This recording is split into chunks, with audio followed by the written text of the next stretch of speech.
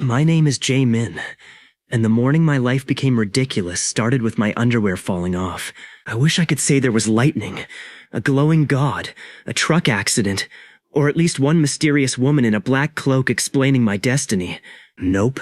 I woke up late for work, rolled out of bed, took 3 steps toward the bathroom, and my boxer shorts slid straight to my ankles like they had resigned from their job. At first I blamed the elastic, then I put on jeans, and those felt wrong too. The waist was loose. My sleeves covered more of my hands. My reflection looked normal, but somehow the bathroom mirror seemed a little higher than yesterday. I stood under the door frame where my landlord had painted over an old pencil mark from when I measured myself during a fitness phase. I was supposed to be 180 centimeters tall. That morning, I was 178.2, exactly 1% shorter. I checked 5 times. I used a tape measure, a broom handle, a frying pan, and the measuring app on my phone. Every test gave me the same answer. I had lost 1% of my height overnight, but my body proportions were perfectly normal. I wasn't hunched. I didn't feel weak. I was simply a slightly smaller edition of myself, like somebody had opened a character creator and moved the scale slider left by one lazy click. Then I sneezed, panicked, and became normal-sized again. There was no flash, no smoke, no magical sound effect. 1 second my pants were loose, the next second they fit. I stared at my hands, thought very hard about becoming smaller again, and my body smoothly shrank back down to 99%. That was it. That was the power. I could shrink to 99% of my normal size whenever I wanted, and I could return to normal whenever I wanted. I spent the next 10 minutes walking between the bathroom and kitchen while switching sizes like an idiot. Normal. Small. Normal. Small. I even tried to catch myself halfway and discovered I could stop at any size between the two. The change took about 2 seconds, and anything I was properly wearing shrank with me. Loose objects didn't. My phone stayed normal if I set it down, but if it was in my pocket when I changed, it scaled along with my clothes. That discovery happened because I accidentally shrank while holding a mug in one hand. The mug stayed huge, tipped over, and dumped cold coffee into my lap. So my first supernatural power gave me wet pants. Some people get laser eyes. I got a 1% discount on my own skeleton and immediately pissed off a beverage. I went to work at the convenience store thinking this was probably temporary. By lunch, I had used the ability 9 times for absolutely stupid reasons. I shrank to slip past a customer blocking an aisle. I became 1% smaller to prove I could duck under the stockroom shelf without bending as much. I returned to normal just before my manager, Ms. Kwan, looked at me because I didn't want her deciding I was somehow stealing company height. Nobody noticed. That was the weirdest part. 1% is tiny. A different haircut could hide it. Shoes could hide it. Bad posture could hide it. For the first week, my miracle ability was less impressive than standing on a thick carpet. Then day 2 arrived. I woke up, shrank, measured myself, and discovered my minimum wasn't 98% of normal. It was 99% of yesterday's minimum. The power compounded. That meant every morning, the smallest version of me became 1% smaller than the smallest version from the day before. I opened a calculator and nearly dropped my phone. After 30 days, I could get down to about 74% of normal size. After 100 days, around 37%. After a year, I would be around 2.5% of my original height. At 180 centimeters, that meant I could eventually become about 4.5 centimeters tall. I looked at my pocket. Then I looked at myself in the mirror. Then I looked back at my pocket. My brain did the mental equivalent of slipping on a banana peel. The obvious responsible move would have been to tell a doctor. The obvious scientific move would have been to document everything and contact a university. The obvious anime protagonist move would have been to scream at the sky and demand answers. I did none of those things. I ordered a tiny plastic ruler, created a spreadsheet, and named it Project Get Small, Do Dumb Shit. By the end of week 1, my minimum height had dropped enough that I could actually see the difference. At about 93%, my eyes lined up lower in the mirror. Door handles felt slightly higher. My shoes shrank with me, which was convenient, but only if I was wearing them. If I shrank barefoot and then tried to put on normal shoes, I looked like a child who had robbed a clown. I also learned the power had a concept of equipped. Clothing counted. A backpack counted if both straps were on. A phone in my pocket counted. A watch counted. Something held loosely in one hand usually didn't. Something held firmly against my body sometimes did. I spent an entire evening testing this with spoons, socks, a toaster, and one deeply confused houseplant. The toaster refused to shrink. The spoon shrank once and then didn't shrink the next time. The houseplant did absolutely nothing except judge me. That plant had the facial energy of a landlord watching someone assemble a meth lab, and it didn't even have a face. Around day 12, I discovered my first practical use. The gap behind the convenience store freezer was too narrow for anyone to reach. A bottle of expensive imported liquor had fallen back there months ago, and Ms. Kwan had accepted it as lost inventory. At my minimum size, I was almost 11% smaller than normal. That doesn't sound like much, but 11% across shoulders is enough to turn an impossible squeeze into an unpleasant one. After closing, I slipped behind the freezer, flattened myself sideways, and reached the bottle. And I realized I had made a tactical mistake. The bottle did not shrink. I could fit out. The bottle could not. I spent 15 minutes trapped behind a humming freezer with a bottle pressed against my chest, trying to angle it through the gap while wondering whether this counted as a heroic origin story or just retail-themed stupidity. When I finally escaped, the bottle rolled across the floor, hit a display, and caused 30 bags of chips to avalanche onto me. Miss Kwan found me sitting in a pile of spicy corn snacks at midnight. I told her I had solved an inventory discrepancy. She stared at me for a long time and said I needed a girlfriend. I didn't know why that was her diagnosis, but somehow it hurt more than the chips. By day 20, my minimum was around 82%. Now the ability was obvious. At full height, I was 180 centimeters. At minimum, I was around 147. That was the difference between me and a short middle schooler with unpaid taxes. I became addicted to testing where I could fit. Between the couch and wall? Easy. Under my bed without crawling flat? Yes. Inside the bottom cabinet below the sink? Technically yes. Emotionally no. Through the dog door at my coworker's apartment? Also yes. But I learned that her corgi believed I had become a snack. That dog hit me at full speed like a hairy missile. I returned to normal mid-tackle and accidentally picked him up with my expanding chest. For 3 seconds, I looked like a superhero transforming while wearing a corgi as armor. My coworker, Mira, watched the entire thing. Mira worked the evening shift and had the terrifying habit of noticing details everyone else missed. She had already asked why I sometimes looked shorter in security camera footage. I had told her the camera lens was cheap. She had replied that my face was cheap. Now she had watched me become 33 centimeters taller while fighting a dog. I expected screaming. Instead, she squinted at me and asked whether I could use the power to retrieve her wireless earbud from behind the washing machine. That was how Mira became the first person to know. I made her promise not to tell anyone. She agreed too quickly, which worried me. Then she immediately created a note on her phone called Tiny J Jobs and began listing things she wanted me to retrieve from narrow spaces. Within 48 hours, my supernatural secret had been reduced to unpaid handyman labor. I pulled a charger cable from behind a wardrobe. I retrieved a sock from under a fixed cabinet. I crawled beneath a vending machine to fish out a 501 coin. That last one almost ended my entire career because the vending machine had a gap just big enough for my head and shoulders, but not enough space to turn around. I had to reverse out using my elbows while Mira filmed me from the floor. There are moments in a man's life when dignity leaves the body. Mine left while my ass was sticking out from under a vending machine, and Mira asked whether she should put dramatic music over the footage. If humiliation had a smell, it would have been stale cola and floor dust. I made her delete the video. She claimed she did. I did not believe her. Day 27 gave me the first sign that my power was more dangerous than I thought. I was at home, practicing shrinking while carrying objects. I put on my backpack, filled it with books, and shrank. The books shrank because they were inside the bag. That part was expected.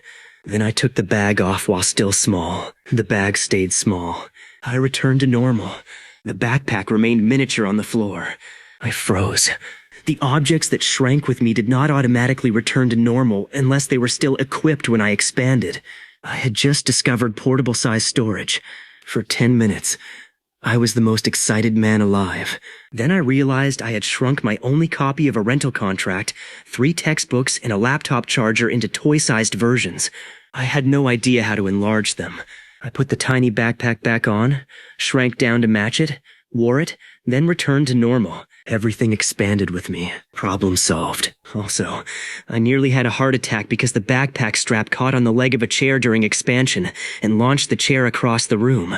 From that day on, I added a new rule to my spreadsheet. Never resize anything while it is attached to furniture, walls, pets, plumbing, humans, or anything I would have to explain to insurance. Mira read that rule and asked why humans was on the list. I refused to answer. The answer was because I had already tried. My friend Do-yoon came over drunk one night and fell asleep on my floor. I wondered if a person counted as equipped if I carried them piggyback. I got as far as putting one of his arms over my shoulder before I imagined accidentally shrinking only his shirt and not his body. There are some scientific questions no man should answer at 2 a.m. I did not need to discover whether my power could turn my best friend into a sausage wearing a crop top. By day 30, my minimum size was roughly 3/4 of normal. I could finally do something that felt like a real superpower instead of advanced furniture retrieval. At that point, the whole situation had crossed into premium-grade bullshit, the kind that makes your ancestors mute the family group chat. Our apartment building had an old maintenance hatch in the hallway ceiling. The landlord kept it locked because the crawl space above the units contained electrical wiring, pipes, and ventilation ducts. One stormy night, water started dripping through Mira's ceiling. The emergency maintenance number went straight to voicemail. Mira knocked on my door, held up a bucket, and gave me the look. The look meant Tiny J had been summoned. I wore old clothes, packed a flashlight, screwdriver, tape, and phone into a small backpack, then shrank to minimum size. Mira lifted me onto a shelf near the ceiling.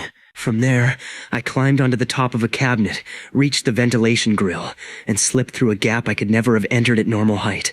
Inside the ceiling, everything changed. The space wasn't a dark little tunnel. At my size, it felt like an industrial dungeon. Thick pipes crossed overhead like giant metal bones. Insulation rose in fluffy hills. Electrical cables looked like black snakes. Every screw head was the size of a coin. Water drops falling from a leaking joint hit the wood with enough force to splash my legs. For the first time, shrinking felt incredible. I crawled along the beam, found the leak, and realized the pipe wasn't broken. A connection had loosened. I couldn't tighten the fitting with my tiny screwdriver, so I did something dumber. I wrapped both arms around the pipe, returned to normal size as far as the crawl space allowed, and used my expanding body as leverage. My shoulders jammed between beams. My head hit insulation.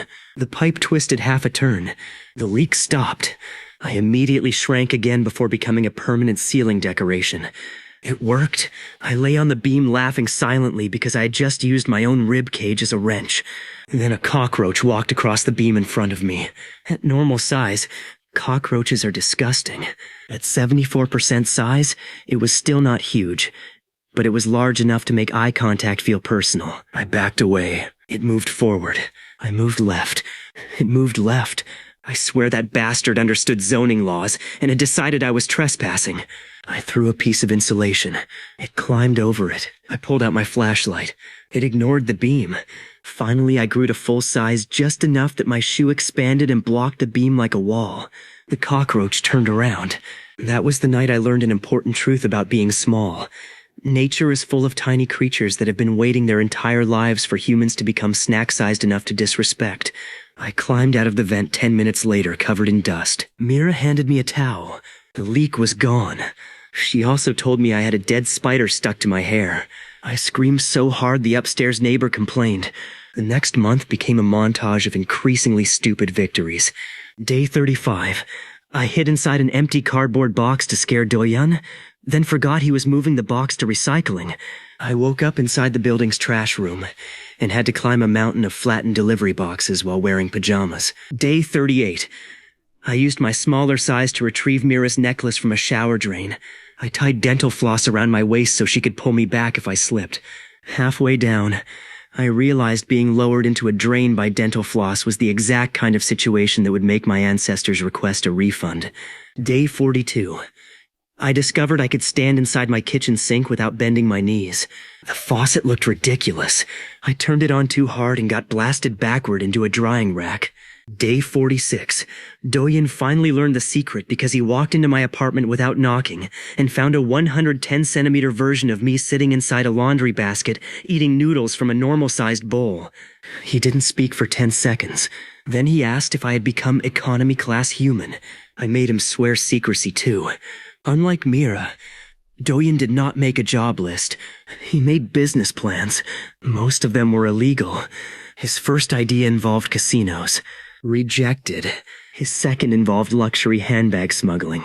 Rejected. His third involved professional hide-and-seek. Weirdly, I considered it. His fourth involved me hiding inside a delivery box so he could mail me to Japan without buying a plane ticket. I explained that people need air. He explained that boxes sometimes have holes. I told him this was why nobody trusted him with scissors. Doyen's greatest talent was turning every miracle into a possible misdemeanor.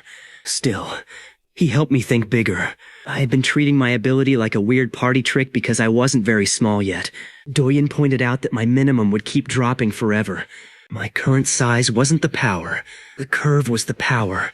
Every morning, the world became 1% bigger compared to me. The door gap that was impossible today could be possible next month. The vent I couldn't enter this week might become a hallway next season. A locked room was only locked because normal humans were too large for the cracks around it. I stared at my spreadsheet again. Day 60. Around 55%. Day 100. Around 37%. Day 200. Around 13%. Day 300. Around 5%. The numbers looked less like math and more like a threat. I added one more column. Things I can fit inside. At first it was empty. By day 50 it was not. Mira worked part-time at a giant shopping mall in a phone repair kiosk. One afternoon she called because a customer's expensive ring had dropped through a narrow gap between two bolted display counters. The maintenance crew couldn't remove the counters without shutting down half the kiosk. My dignity was getting folded like cheap underwear in a motel drawer, and somehow I was still the asshole volunteering for round 2. I arrived after closing, shrank to about 60%, and squeezed behind the displays. The gap was filthy but passable. I found the ring resting beside dust, a dead battery, 2 coins, 1 gummy candy, and enough human hair to build a second employee. I should have grabbed the ring and left. Instead, I noticed another opening behind the cabinet. It led into the hollow wall. Curiosity is the tax dumb people pay before disaster. I crawled inside. The wall cavity was barely 30 centimeters deep, but at my size it felt like a narrow canyon. I moved between metal supports, stepped over cables, and found a gap where several wiring channels entered the neighboring store. That store was an arcade. I emerged behind a row of claw machines. I had accidentally discovered the secret backside of capitalism. From behind the machines, I could see motors, pulleys, sensor wires, coin mechanisms, and control boards. The cheerful glowing cabinets looked like cute little game boxes from the front. From the back, they looked like robot organs. One machine had been driving Doyen insane for weeks because the claw kept dropping a stuffed shark at the last second. He claimed it was rigged. I had called him bitter. Now I saw a tiny adjustment dial on the control board, labeled with grip strength levels. The machine was absolutely rigged. I could have turned the dial. I did not. I am a man of principles. I took a picture and sent it to Doyen. He replied with 47 messages in under a minute. Then I noticed the security technician walking behind the machines. I dropped to the floor and crawled under the cabinet. At 60% size, I was small, but not tiny enough to hide easily. My head almost hit the underside. My knees scraped the floor. The technician's shoes appeared 3 meters away. I had nowhere to go except forward. I slid beneath the claw machine into the public arcade, rolled behind a prize bin, and stayed there while customers walked past. A little kid noticed me. I held one finger to my lips. The kid stared at me. Stared at his mother, then looked back. I slowly pointed toward the claw machine like I was a magical goblin assigned to the shark department. He didn't scream. He smiled. I waited until the technician left, returned to normal size behind a photo booth, and walked out like nothing happened. The next day, Doyen showed up at the arcade with printed photos of the grip adjustment dial and demanded his shark. He got banned for yelling. I got the shark for him 2 weeks later after the manager adjusted the machine properly. He named it Evidence. That was around day 56. By day 60, I could shrink to almost exactly 1 meter tall. At that point, my dignity was getting its ass kicked by basic geometry, which is a humiliating way to discover math has hands. That was the morning I stood beside my kitchen counter and realized the edge was at chest height. My apartment had not changed at all, but the scale of everything felt wrong. Chairs looked like tall platforms. The bed felt enormous. The refrigerator handle became something I had to reach upward for. A normal mug looked oversized in my hands unless I shrank it with me. I climbed onto my couch, sat between the cushions, and looked around my living room. For the first time, I could imagine what it would be like when I was truly tiny. Not short, tiny, pocket tiny, inside a shoe tiny. The kind of tiny where a cereal box becomes an apartment building and a house cat becomes a furry war crime. I should have been scared. Instead, I was grinning. Because every stupid thing I had done so far was just the tutorial. The tutorial ended on day 61, when Mira texted me a photo of a ceiling vent and one sentence. Your destiny has air conditioning. The mall had a problem. One of the digital advertising screens kept shutting off, but the access panel behind it was blocked by a decorative wall the renovation crew had installed without thinking. The maintenance team could reach the wiring only by removing a giant section of paneling. Mira had watched them complain for 3 days before remembering she knew a man whose body was slowly becoming a software bug. I went after closing. At minimum size, I was just under 1 meter tall. The ventilation opening above the kiosk was wide enough for me to enter comfortably. Mira boosted me up. I pulled myself into the duct, and suddenly I was crawling through the ceiling like the world's least intimidating action hero. The duct was big enough that I could move on hands and knees. My flashlight beam bounced off silver metal. Every sound echoed. The air rushing through the tunnel pushed at my clothes. I followed Mira's directions until I reached a side branch directly behind the broken screen. Then I discovered the fan. The fan was not large by normal standards. At my size, it looked like an angry industrial flower spinning at murder speed. I had to pass it. I found the control cable, unplugged it, and waited for the blades to stop. Simple, smart, responsible. Then the backup fan activated. The air current hit me from behind and launched me forward on my stomach. I slid down the duct like a human hockey puck, grabbed a seam in the metal, and stopped with my face less than half a meter from the second fan. My backpack had twisted around. My flashlight bounced away. One shoe had come loose. For several seconds, I was lying there with my toes gripping the duct floor and my entire soul trying to crawl out through my ass. I managed to unplug the backup fan too. After that, the repair was easy. A cable had shaken loose. I plugged it back in, returned through the duct, and climbed down covered in dust. Mira handed me a bottled coffee as payment. I told her I nearly got turned into ventilation-flavored minced meat. She gave me a second coffee. Apparently that was the hazard bonus. The screen worked perfectly the next day. Word spread among the mall employees that Mira knew a weird small repair guy. Nobody knew it was me because I always entered after closing and changed back before leaving. That accidental rumor became my first side business. I called it Narrow Solutions. Doyen called it paying rent with goblin behavior. He made me a logo anyway. The jobs were ridiculous. A bakery lost a key behind a built-in oven. A jewelry shop dropped a packet of earrings beneath the display platform. A restaurant had a dead smell under a fixed cabinet and needed someone to find the source. That one turned out to be a shrimp. Not a bag of shrimp. One shrimp. A single rotten shrimp had somehow rolled into a 3-centimeter crack and weaponized itself against an entire restaurant. I crawled in wearing a mask, found it, and came back out questioning every choice that had led me there. The owner paid me double. I deserved triple. That shrimp smelled like Satan had used a public restroom and forgotten to flush. By day 70, my minimum height was around 89 centimeters. I had officially crossed the point where children looked at me differently. That mattered, because Doyen decided we needed to test public movement. His theory was simple. If I ever planned to use the power seriously, I needed to learn how to move through crowds while small without causing a scene. His solution was to put me in an oversized hoodie, give me a baseball cap, and take me to a crowded street market. I looked like a 9-year-old who had recently divorced. We lasted 8 minutes before an elderly woman offered me candy. Doyen nearly died laughing. I accepted the candy because free candy is free candy. Then a street vendor tried to charge me the children's price for a snack, and I realized there were economic advantages to being legally adult but physically travel-sized. I did not exploit this. Doyen did. He ordered 2 attractions tickets at the child rate and pointed at me. I returned to normal size while the cashier was looking directly at us. The cashier's expression became so empty that I think I temporarily deleted a human being's operating system. We ran. That night, I added another rule to my spreadsheet. No using supernatural shrinking to commit coupon fraud. Doyen added a note beneath it. Coward. Around day 75, the size difference became useful for something I had not expected. Escaping awkward situations. Miss Kwan scheduled a staff dinner. I hated staff dinners. They always started as barbecue and ended with someone explaining cryptocurrency while drunk. Halfway through the evening, my manager began telling a story I had already heard 6 times. I excused myself to the restroom, shrank, put my coat over my head, and slipped through a service corridor exit that had a broken door blocked by stacked chairs.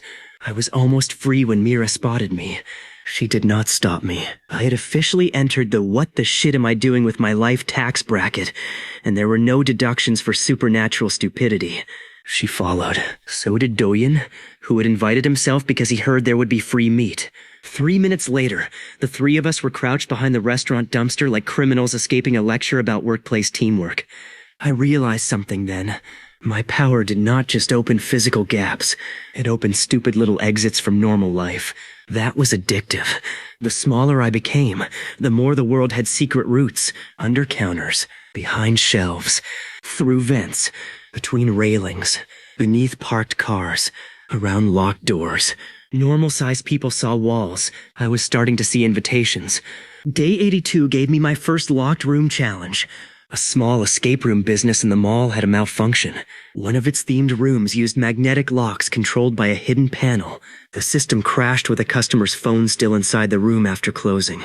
The main door was stuck. The owner could call a technician in the morning.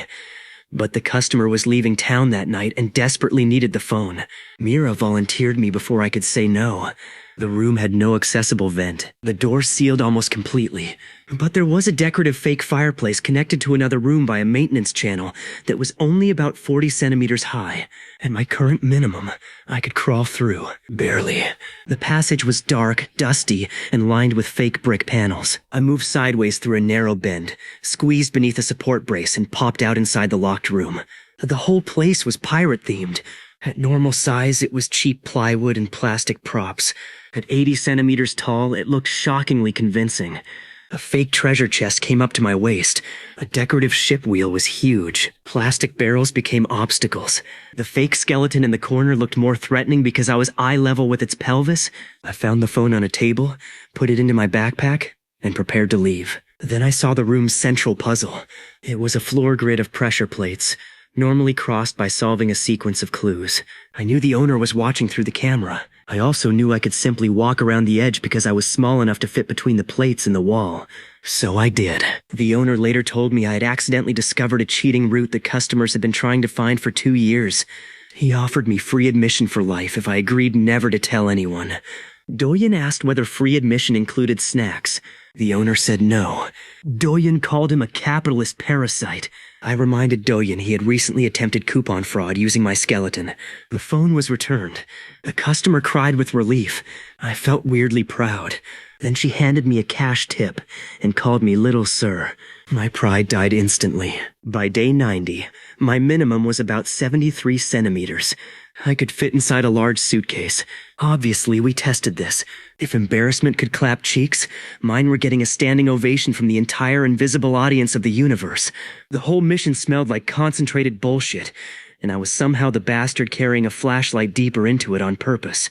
Doyen owned a hard-shell suitcase big enough for international travel. I shrank, climbed inside with my phone, and he rolled me around my apartment. It was horrible. Every bump became an earthquake. Every turn pushed me against the walls. The wheels sounded like construction equipment. After 30 seconds, I demanded release. Doyen tilted the suitcase upright and forgot to open it. I slid to the bottom and got buried under a jacket. I returned to normal size out of pure rage. The suitcase exploded open. Not literally, but the zipper failed, the shell popped apart, and Doyen was hit in the face by his own underwear. That scene looked like karma had taken physical form and chosen boxer shorts as ammunition. We learned 2 things. 1. Never expand inside a closed, rigid container. 2. Doyen owned 1 pair of underwear with cartoon bananas on it, and no amount of money could make me forget that. At this point, Mira asked the question I had been avoiding. Could I shrink other people if they were equipped to me? I had never tested it. We designed the safest experiment possible. Doyen wore a climbing harness. I wore another harness. We clipped together using straps so that his body was technically attached to mine. I activated the ability very slowly. Nothing happened to him. I shrank. The connecting strap did not.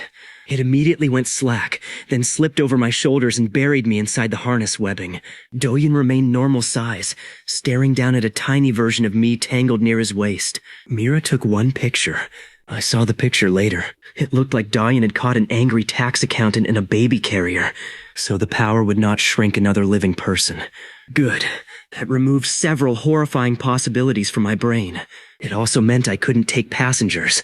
From then on, every tiny adventure was solo. Day 94 nearly ruined everything. I was doing a paid retrieval job at an office building. A woman had dropped a USB drive through a narrow gap beside a built-in floor cabinet. Important presentation. Client meeting. Desperate situation. Easy money. I arrived after hours, shrank, squeezed into the gap, found the drive, and placed it in my pocket. Then the cleaning robot arrived. It was one of those round autonomous vacuums. At my size, it came up almost to my knees. It rolled toward the gap. I assumed it would turn away. It did not. The robot rammed me in the shins. I stepped over it. It turned around and came back. I moved left. It rotated and followed. The stupid disc had decided I was dirt. I climbed onto the cabinet ledge. It waited below me. I swear it was hungry. I tried to leave the other direction, and it blocked me again. This was not a battle I could explain to a hospital. I finally jumped onto the robot's top, held onto the raised sensor dome, and let it carry me out of the office like a mechanical buffalo. I looked like the final boss of Bad Decisions, except the boss had no health bar, and his ass was stuck behind furniture. For nearly a minute, I rode the cleaning robot through an empty corporate hallway while trying not to laugh. Then it passed the security desk. The guard looked up. I froze. He stared at me. I stared at him. I slowly waved. The robot kept moving. The guard stood up. I shrank as far as I could and flattened behind the sensor dome. The robot turned a corner. I jumped off, crawled under a bench, waited until the guard walked past, then returned to normal in a restroom. The office's security footage became a problem the next morning. A blurry clip of a tiny man riding a vacuum appeared in the building's employee chat. Someone called me the Roomba Cowboy. Someone else edited a cowboy hat onto my head. By lunch, the clip reached social media. It didn't go massively viral, but it got enough attention that Mira showed me comments from strangers debating whether the video was fake. One person claimed it was a trained monkey. Another claimed it was a child. A third claimed it was a ghost. Doyen was offended nobody thought it was a handsome adult man. I reminded him the footage showed me gripping a vacuum cleaner with my knees. No one looks sexy while riding a robot that eats crumbs. That's not a man. That's a depressed centaur assembled by Samsung. For the first time, secrecy became an actual challenge. I stopped taking jobs in places with visible cameras. I wore a cap and mask when small. I learned where security lenses pointed. I also stopped letting Doyen name our operations because he wanted to rebrand Narrow Solutions as Ant-Man without copyright problems. I told him that sounded like a lawsuit trying to summon itself. Meanwhile, the power kept getting stronger. Every morning, 1% more off my previous minimum. The change had become part of my routine. Wake up, drink water, measure minimum height, update spreadsheet, test 1 new gap. Day 100 was a milestone. I had waited for it since the second morning. At minimum size, I was about 66 centimeters tall, roughly 37% of normal. I stood on my kitchen floor, and the counter towered over me. A dining chair seat reached my chest. My refrigerator door handle was above my head. I had to climb onto a stool to use the sink. Doyen and Mira came over for the ceremony, because apparently we were the kind of adults who celebrated my progressive disappearance with fried chicken. They placed a normal soda can beside me. The can reached almost halfway to my knee. Then Doyen placed one of his shoes on the floor. My foot could fit inside it with room to spare. Then Mira brought out her cat carrier. I refused to ask why she had brought it. She opened the door. I climbed inside. I could sit comfortably. Do-yoon took a picture before I could stop him. I looked like a kidnapped accountant waiting for ransom instructions. This was less heroic problem solving and more goblin bullshit with invoices, which, to be fair, was still better than retail. Still, day 100 felt incredible. At 1%, the power had been invisible. Now I could vanish beneath tables. I could hide behind a backpack. I could crawl through maintenance openings that normal people treated like solid walls. I could fit inside storage bins, suitcases, cabinets, and large bags. And I was still getting 1% smaller every morning. That afternoon, Mira gave me a challenge. She placed a backpack on the floor. Not a giant hiking pack. Just a normal university backpack. I opened it and looked inside. Textbooks, charger, hoodie, water bottle. There was enough room between everything for me to squeeze in. I climbed down into the bag. The fabric walls rose around me. The zipper opening above looked like a skylight. A notebook became a hard wall. The water bottle was a clear tower. The hoodie was a pile of soft terrain. Mira zipped the bag halfway and lifted it. The world tilted. I grabbed a strap inside. She took 3 steps. Every step bounced me. Then she stopped. I realized I was completely hidden. Not crouching behind something. Not squeezing under furniture. Hidden inside an ordinary bag that a normal person could carry anywhere. That was when the real possibilities hit me. Locked doors no longer mattered if someone carried me through them. Security checkpoints no longer worked the same way if I could shrink my equipment. Buildings had gaps nobody designed for human beings. And bags were basically portable secret rooms. Do-yoon, of course, ruined the dramatic moment by dropping a bag of chips into the backpack without warning. The bag landed on my head and exploded open. For the next 30 seconds, I was buried waist-deep in barbecue-flavored potato chips while both of my friends laughed from outside. I climbed out covered in seasoning dust. I told Do-yoon that if he ever did that again, I would shrink his wallet, hide it inside his own shoe, and let him spend 6 months questioning reality. He said that was the most terrifying threat I had ever made. It was also the first time I realized my power could be used for psychological warfare. Day 105 brought a job that proved the backpack idea was more than a joke. A small photography studio had locked a memory card inside a storage room, but the electronic lock failed after a power surge. The studio needed the files for a morning delivery. The door was reinforced. No accessible vents, no windows, but there was a cable conduit running from the hallway into the room. The conduit opening was only 15 centimeters across. At 63 centimeters tall, I couldn't fit. Not yet. So the owner gave up. I didn't. I wrote the date beside the conduit size in my spreadsheet. 15 centimeters. Then I calculated when my shoulders would fit. The answer was not years away. It was months. That changed the way I looked at every impossible job. Impossible didn't mean no anymore. My survival plan had become simple. Stay clever, stay small, and keep my ass away from anything with gears, blades, or Do-yoon. It meant not yet. By day 110, I was around 60 centimeters tall. At day 115, I was closer to 57. Each morning, my apartment became a little more like an obstacle course. I started practicing climbing. Normal humans ignore vertical space because our bodies are already tall.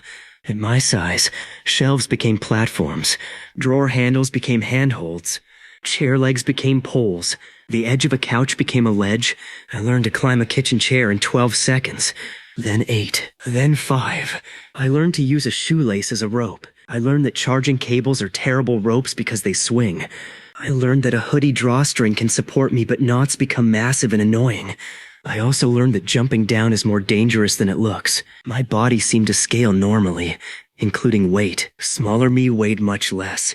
Falls hurt less than they should. But less is not 0. I jumped from my desk to my bed, missed, bounced off a pillow, and landed inside an open laundry hamper. I was physically fine. Emotionally, I had just been swallowed by 3 days of socks. There are battlefields with cleaner air. One of those socks touched my face, and I saw my entire bloodline telling me to die with honor. I climbed out and immediately did laundry. By day 120, I could shrink to just under 54 centimeters. That was small enough for the next major experiment. Mira brought her largest handbag. Doyen brought snacks. I brought protective padding because I had learned from the suitcase disaster. I shrank, climbed inside the handbag, sat between a wallet and makeup pouch, and had Mira carry me through the mall. This was the first time I experienced normal public life from inside somebody's bag. It was chaos. Every footstep swung the floor. Voices boomed through the leather. The zipper gap above me flashed strips of ceiling lights. Objects shifted with every movement. A lipstick rolled past like a red log. Keys rattled like metal weapons. I held onto an interior pocket and listened as Mira walked past security, entered an employee-only hallway, rode an elevator, and stepped into a locked office. Nobody knew I was there. Nobody could have known. Mira set the bag on a desk and opened it. I climbed out into a room I had never entered before. The locked office suddenly felt less like a secure location and more like a stage set with one very stupid flaw. It was designed to stop normal-sized bodies. I stood beside a stapler that reached almost to my waist and looked around. This was the moment my brain finally stopped thinking like a normal person. Doors were optional. Locks were suggestions. Furniture had tunnels. Bags were vehicles. Vents were roads. And I was still nowhere near my final size. I looked at Mira's handbag behind me and grinned. Then the office door opened. The mall director walked in early. I was one stupid move from becoming the kind of cautionary story people tell while pointing at a stain and saying, "Yeah, some bastard did that." Mira was outside. The handbag was on the other side of the room. And I was standing in the middle of a locked executive office at 54 centimeters tall, next to a stapler, wearing a tiny black hoodie. That was when day 120 decided it had jokes. The mall director stepped into the office carrying a laptop and a coffee, completely unaware that a half-meter-tall employee-adjacent goblin was standing beside his desk. I reacted with the speed of a trained professional, by which I mean I panicked and dove under the desk. The gap beneath it was huge at my size. I crawled behind a drawer unit just as the director sat down. His chair wheels rolled past like black rubber boulders. The desk shook when he placed his coffee above me. I could hear every tap on the keyboard. My exit was 3 meters away. At normal size, 3 meters is nothing. At 54 centimeters tall, with an adult man sitting between me and the door, it was a tactical operation. I considered waiting. Then his phone rang. He answered and started a meeting. A long meeting. The kind of meeting where people say circle back until the concept of time begins rotting. I had 30% battery, no water, and a sudden need to pee. This was not sustainable. I crawled from the desk to a low cabinet while the director was looking at his laptop. From there, I slipped behind a curtain. The curtain ended beside a bookshelf. The bookshelf connected to a decorative wall panel. The wall panel had a gap at the bottom barely wide enough for my shoulders.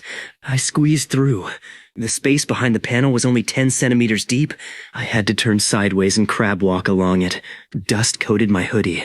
Somewhere above me, an insect moved, and I chose not to investigate because courage has limits. The panel ended near the office door. I could see light through the crack beneath it. The crack was maybe 1.5 centimeters high. Completely useless to me. But the door wasn't flush against the wall. The hinge side had a wider vertical channel hidden by trim. I climbed the trim using tiny screw heads as footholds, crossed behind the hinge plate, and dropped into the hallway. I had escaped a locked office without opening the door. The feeling lasted exactly 4 seconds. Then a cleaner spotted me. I ducked behind a trash can. She moved closer. I slipped into the narrow space between the can and wall. She grabbed the trash can. I flattened myself against the baseboard while the entire plastic cylinder lifted above me like a spaceship. For one beautiful second, we made eye contact. She screamed. I screamed. Then I ran. I made it to Mira's kiosk, climbed into her open backpack, and stayed there until closing. The cleaner later told security she had seen a tiny hoodie demon. Do-yoon considered this our best branding opportunity yet. There is no anime training arc for having your dignity raw-dogged by household architecture. But apparently I was pioneering the genre. For the next week, he called me Hoodie Demon every time I entered a room. I threatened to shrink his television remote and hide it in a cereal box. He stopped. Day 123 was when my side business became strange enough that I started charging based on humiliation risk. A rich customer at the mall dropped a luxury earring into the narrow gap beside an escalator landing. Maintenance shut the escalator down. But the earring had fallen beneath the access plate into a machinery cavity. The cavity was safe once the escalator was powered off, but the opening was only wide enough for me. I climbed down with a headlamp and found myself beneath a staircase made of steel teeth. The escalator mechanism looked monstrous from below. Chains thicker than my wrist, greased wheels, huge metal steps locked together like armor plates. I found the earring caught beside a roller. Easy. Then I saw 3 coins, a necklace, 2 hair clips, a transit card, and 1 artificial fingernail nearby. Apparently escalators eat people 1 accessory at a time. I collected everything and emerged with a bag of lost items. Maintenance workers stared at me like I had returned from a dungeon raid. One of them asked if I had seen anything else down there. I told him I saw enough skin flakes to understand why aliens avoid us. That escalator cavity looked like humanity had been grated over pasta. There are things no eyeball deserves. The luxury customer tipped me generously. The maintenance supervisor asked for my number. Narrow Solutions officially became a real side hustle. I still worked at the convenience store because supernatural size manipulation did not come with health insurance. By day 130, I was around 49 centimeters tall at minimum. That was when a backpack stopped feeling roomy and started feeling like a studio apartment. I could sit inside with my legs stretched if the bag was mostly empty. A large tote was enormous. A gym duffel was practically public transportation. Doyen loved this too much. He started carrying me around his apartment just because he found it funny. I would shrink, climb into a hoodie pocket, and he would walk to the kitchen while narrating like he was transporting precious cargo. The first time was hilarious. The 5th time, I realized a normal hoodie pocket was not designed for humans with knees. My face was pressed against lint. My legs were folded. A forgotten receipt kept slapping me in the cheek. At one point, Doyen shoved his hand into the same pocket looking for coins and nearly grabbed my entire head. I slapped his finger. He yelped. I climbed out and told him if he ever reached into a pocket containing me without warning again, I would bite whichever finger arrived first. He said that sounded intimate. I said the next thing getting intimate with him would be a stapler. At this stage, my last 3 brain cells were sharing 1 plastic chair and yelling, "Send it," which is usually how shit gets expensive. Some friendships survive because both people are emotionally mature. Ours survived because neither of us wanted the other one speaking at the funeral. Day 134 produced a new ability interaction. I shrank while wearing a jacket with a full water bottle inside an inner pocket. The bottle shrank normally. I took the jacket off while small, removed the miniature bottle, then returned to normal. The tiny bottle stayed tiny. I could carry it easily. Then I placed the bottle into my pocket, shrank down to its size, held it against my body and expanded. The bottle returned to normal. That meant I could temporarily miniaturize ordinary objects, carry them through tiny spaces, then restore them later. The restrictions mattered. I couldn't shrink a car because I couldn't properly equip a car. I couldn't shrink a refrigerator. I couldn't shrink another person. But if an object fit inside clothing, a backpack, or a strapped container that counted as worn equipment, I could scale it with me. This opened a deeply stupid field of logistics. I shrank a full-size umbrella into something shorter than a pencil and carried it in my sock. I shrank a sandwich and forgot about it for 6 hours. I shrank a paperback book and read it while small, which was pointless because the text also shrank. Doyen asked whether I could shrink a bowling ball. I said technically, if I could secure it inside a backpack. We did not test this because I am capable of learning from previous sins. Mira tested something smarter. She gave me a compact emergency kit, water pouch, energy bar, flashlight, multi-tool, rope, battery, first aid supplies. I put all of it into a waist pack and shrank with it. At 45 centimeters tall, the kit became proportionally normal to me. Now every tiny job had proper equipment. That probably saved me on day 141. A customer's phone fell into the interior frame of a reclining theater seat. The cinema staff could not reach it without disassembling the entire row. They called Narrow Solutions. I arrived after the last screening, shrank, crawled under the seats, and entered through a gap beside the reclining mechanism. The inside of a theater seat was disgusting enough to qualify as psychological warfare. Popcorn, gum, coins, dust. A gummy bear fused to metal. Something sticky that I refused to identify. I found the phone wedged behind a motor, and the motor activated. Someone in the control room had accidentally powered the row. The seat frame moved. Steel bars shifted around me. A hinge rotated. The gap behind me began closing. I grabbed the phone, shoved it into my waist pack, and ran across a metal bracket. The moving seat mechanism chased my route like a collapsing bridge. I reached the exit gap just as a padded section lowered. Too slow. I threw my backpack through first, flattened myself, and squeezed under the descending bar. My hoodie caught. For one terrible second, I was pinned by fabric. I yanked my arms free, slipped out of the hoodie, and rolled onto the carpet shirtless. The seat closed behind me. I lay there breathing hard, tiny, dusty, and half-naked beneath a row of cinema chairs. Mira crawled under with a flashlight and found me. She stared. I told her not one word. She took off her jacket and dropped it over me like a blanket. Then she laughed so hard she hit her head on the chair frame. I did not find this funny. Okay, I found it a little funny later. At the time, my nipples were at carpet level in a movie theater. That is not a heroic visual. That is the beginning of a story that ends with someone banned from 12 websites. After that, I started wearing tight base layers under loose clothes. The smaller I became, the more wardrobe malfunctions became tactical threats. Around day 150, my minimum height crossed 40 centimeters. Now I was smaller than a preschooler. A normal dining table was a roof. A couch cushion was a mattress. A backpack was a room. A kitchen drawer could hide my entire body. Mira bought me a miniature helmet. Not a toy helmet. A real protective helmet made for a small dog. I stared at it. She said safety mattered. I asked why it had little ear holes. She said safety could also be adorable. I wore it once. Doyun took photos. I destroyed the helmet. At this stage, keeping the power secret became harder because my small form looked impossible. A 1-meter version of me could be mistaken for a child at a distance. A 40-centimeter adult man could not. I moved at night or in closed areas. I used bags. I learned to stay low. I also started wearing a small dark mask when taking jobs. Naturally, this created another rumor. The Roomba cowboy and the hoodie demon merged online into a local urban legend people called the Pocket Ghost. There were 4 blurry videos. One showed me crossing behind a mall planter. One showed my head peeking from a tote bag. One showed the office cleaning incident. One showed me sprinting under theater seats. The internet decided they were all the same creature. Half the comments said it was fake. 1/4 said it was marketing. A few people claimed it was a cursed child.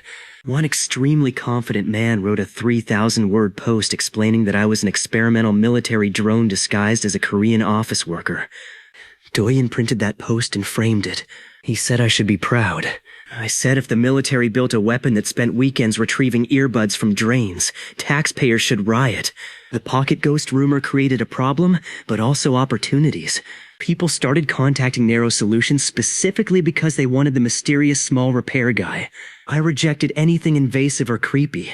No spying on partners. No sneaking into private apartments. No stealing. No helping people cheat exams. No entering bathrooms, changing rooms, or anywhere else that made my skin crawl. Doyen called these the boring ethics. I called them how not to become a tiny sex offender. The sentence came out louder than I intended while we were in a cafe. A woman at the next table immediately moved away. I wanted to shrink through the floor. Unfortunately, I wasn't that small yet. Day 157 gave me my first animal boss fight. Mira's older sister asked us to check an empty apartment she was preparing to rent. A strange rattling sound was coming from behind the kitchen cabinets. Pest control couldn't find the source. The cabinets were built into the wall. I entered through a toe kick opening. At about 37 centimeters tall, the darkness beneath the cabinet felt huge. Pipes rose like columns. The underside of the counter was far above me. I followed the rattling sound until I found a loose plastic cap vibrating against a pipe. Easy fix. Then 2 green eyes appeared behind me. The apartment was supposed to be empty. It was not. A neighborhood cat had entered through an open balcony door and somehow crawled behind the cabinets. At my size, the cat was enormous. Not tiger enormous. Worse, house cat enormous with the confidence of an animal that has never paid rent and believes all moving objects belong to it. It crouched. I froze. Its tail twitched. I knew that posture. That was the posture cats use right before committing a felony for entertainment. I ran. The cat launched. A paw slammed beside me. I dove under a pipe. The cat shoved its face into the gap, whiskers filling the space like wires. I crawled over a bracket, squeezed behind a drain line, and heard claws scraping behind me. I considered expanding. Bad idea. There wasn't enough room. I grabbed the loose plastic cap, threw it in the opposite direction, and the cat chased the noise. I sprinted for the toe kick exit. Halfway there, the cat caught up. One paw hooked the back of my hoodie and lifted me off the ground. I was dangling from fabric in front of a cat's face. Its pupils were enormous. Its mouth opened. I shrank out of the hoodie. The hoodie stayed hanging from the claw while I dropped to the floor wearing my base layer. The cat stared at the empty clothing like reality had betrayed it. I rolled under the cabinet edge and escaped. Mira found me lying on the kitchen floor, tiny, sweating, and missing my outer clothes. The cat emerged 30 seconds later carrying my hoodie in its mouth like a trophy. Doyen later asked if I had been defeated by a house pet. I told him I survived a predator attack. He said I got mugged by Mr. Whiskers. I shrank his phone case while he was asleep and hid it inside a bag of rice. He found it 3 days later. Psychological warfare works. By day 165, I was around 34 centimeters tall. I swear my life had become a cursed TikTok challenge, where the prize was money and the penalty was getting my ass laminated by machinery. I could fit inside a large coat pocket if I curled up. This was not comfortable, but it was important. Doyen owned an enormous winter coat with deep inner pockets. I climbed into one, crouched against the lining, and had him walk around the block. The pocket moved less violently than a bag because it was close to his body. I could brace against the fabric. I could even peek out through the opening when nobody was nearby. For the first time, I experienced the city from chest height while completely hidden. Streetlights moved past. Cars sounded louder. People became moving walls. Every time Doyen turned, the entire horizon swung. It felt ridiculous and incredible. Then he bought hot coffee and put the cup in the same side of his coat. The heat soaked through the fabric.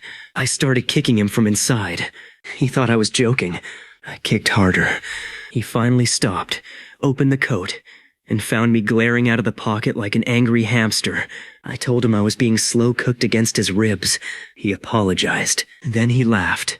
I warned him that if he ever sous vide me in outerwear again, I would resize one of his shoes during a date so he had to walk home with one giant foot. He respected that threat. Day 170 was when I stopped working full-time at the convenience store. Narrow Solutions paid more, and the jobs were getting more interesting. Ms. Kwan assumed I had found a better repair job.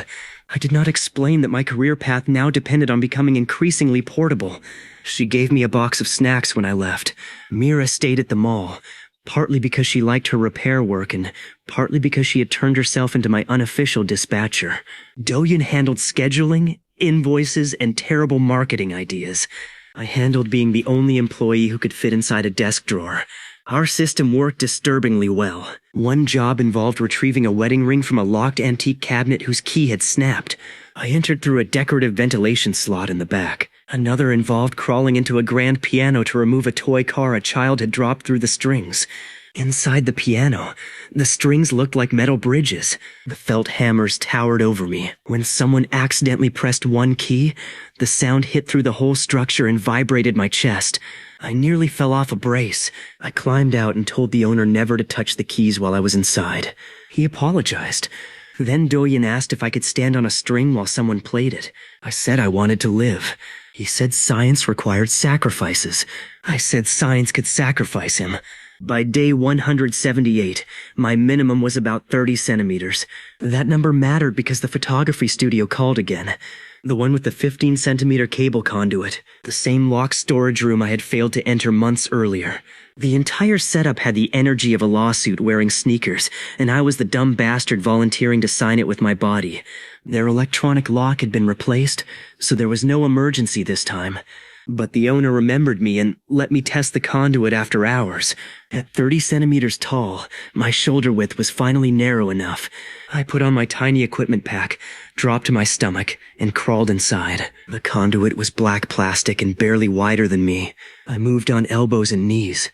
My backpack scraped the ceiling. Every meter felt longer because I couldn't turn around. Then the tunnel opened. I emerged inside the storage room. No unlocked door, no vent, no bag carrying me in.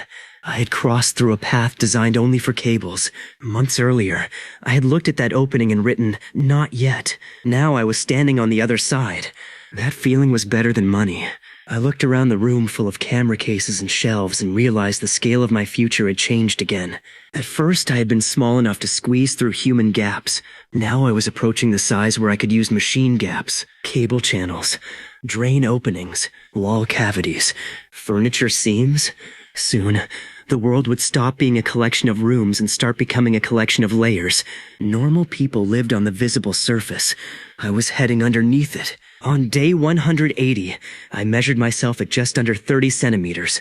I stood beside a ruler, looked up at the 30-centimeter mark, and laughed. 6 months ago, I had worried about losing 2 centimeters. Now I was shorter than the ruler I used to measure myself. Mira set a normal coffee mug beside me. The mug reached to my thigh. Doyen placed his wallet beside the mug. It looked like luggage. Then he held open the chest pocket of his jacket. I stared at it. The opening was finally big enough. I climbed in. My feet reached the bottom. My shoulders fit. I could sit if I bent my knees.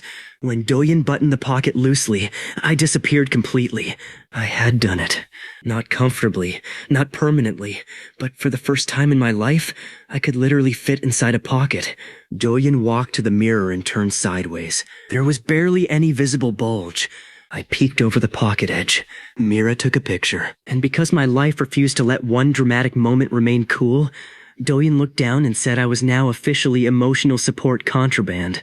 I told him to shut up, and the jacket zipper caught the hair on my head. I yelled. He yelled. Mira laughed, and that was how I entered the pocket era. Not with a heroic pose, but with my scalp getting mugged by outerwear. Once I could fit inside a pocket, Doyen became unbearable. He started introducing every idea with the sentence, "Hear me out, pocket strategy." Pocket strategy for crowded trains. Pocket strategy for free entry to theme parks. Pocket strategy for sneaking snacks into theaters. Pocket strategy for avoiding rain. Pocket strategy for escaping people trying to sell phone plans in shopping centers. If stupidity had a dick, Doyen would have given it a microphone, a ring light, and a sponsorship code before lunch.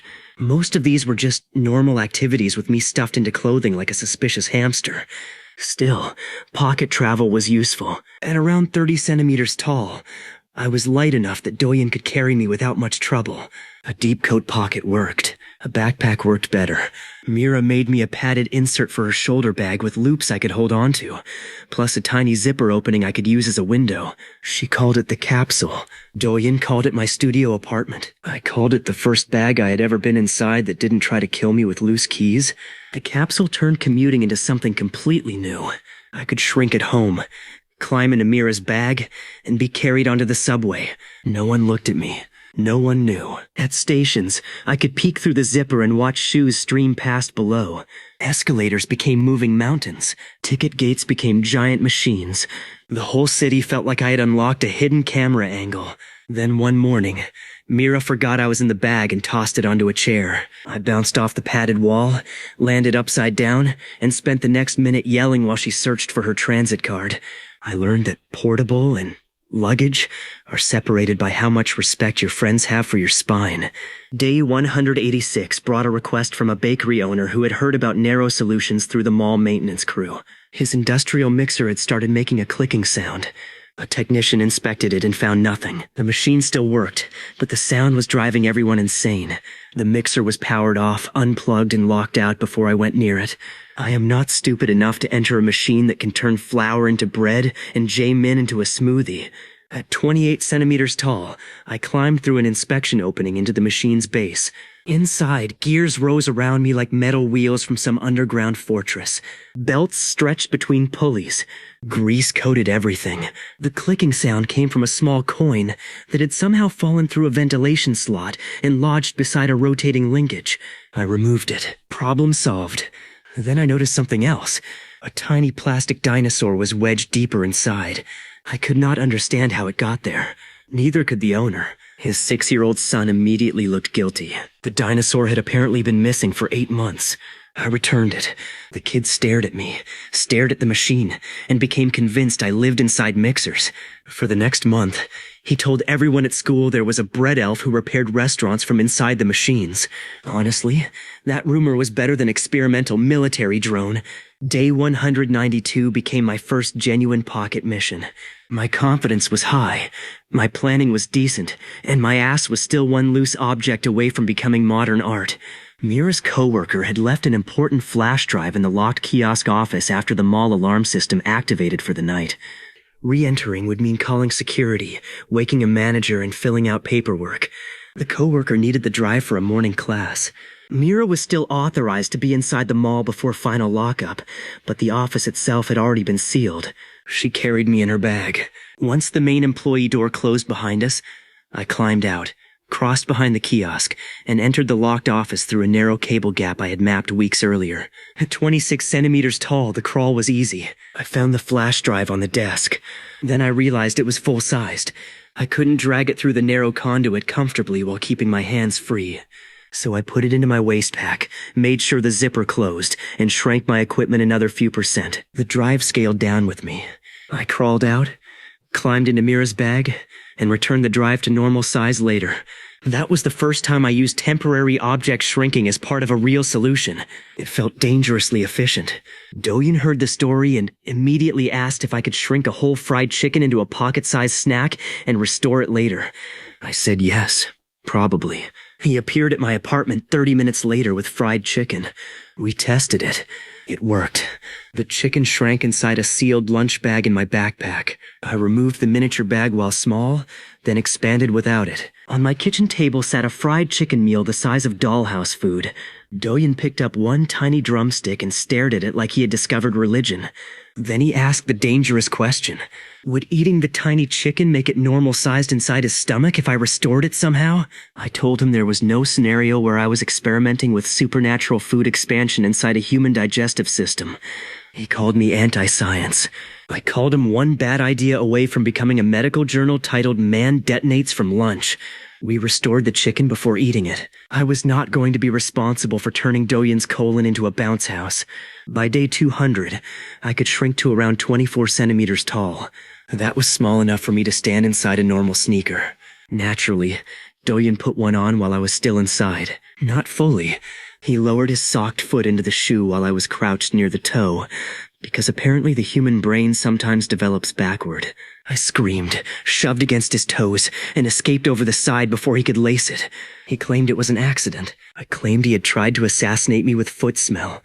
I disinfected my entire body and then shrank every left sock he owned.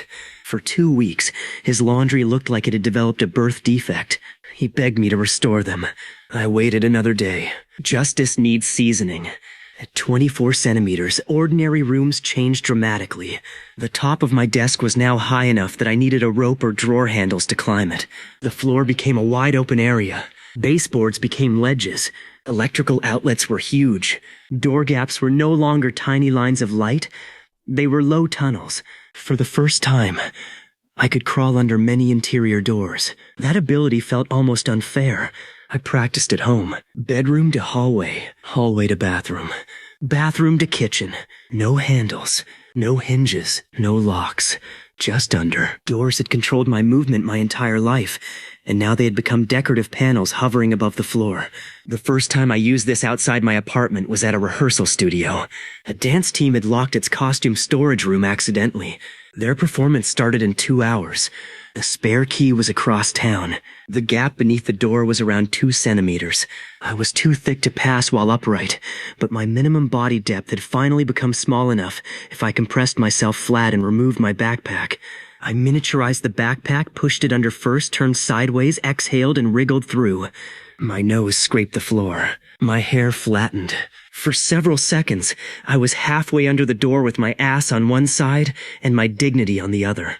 A dancer crouched nearby and asked whether I needed help. I told her absolutely not, because there is no graceful way to be assisted through a door crack by being pushed from the butt. I got through. Inside, I restored my bag, found the costume case, shrank it into a manageable size, and pushed it under the gap to the dancers. They restored nothing, obviously, because only I could do that. I had to crawl back, wear the miniature case like an absurd backpack, expand on the other side, and hand over the normal-size costumes. The dancers thought the whole operation was magic. One asked whether I performed at parties. Do-yun, who was standing behind them, said yes before I could stop him. That is how I ended up booked for a child's birthday 3 weeks later. I did not perform magic. I climbed out of a gift box at 15% scale, stole a cupcake crumb, and disappeared into a toy castle while 12 children screamed like I was the greatest thing they had ever seen. I made more money in 20 minutes than I used to earn in 2 shifts at the convenience store.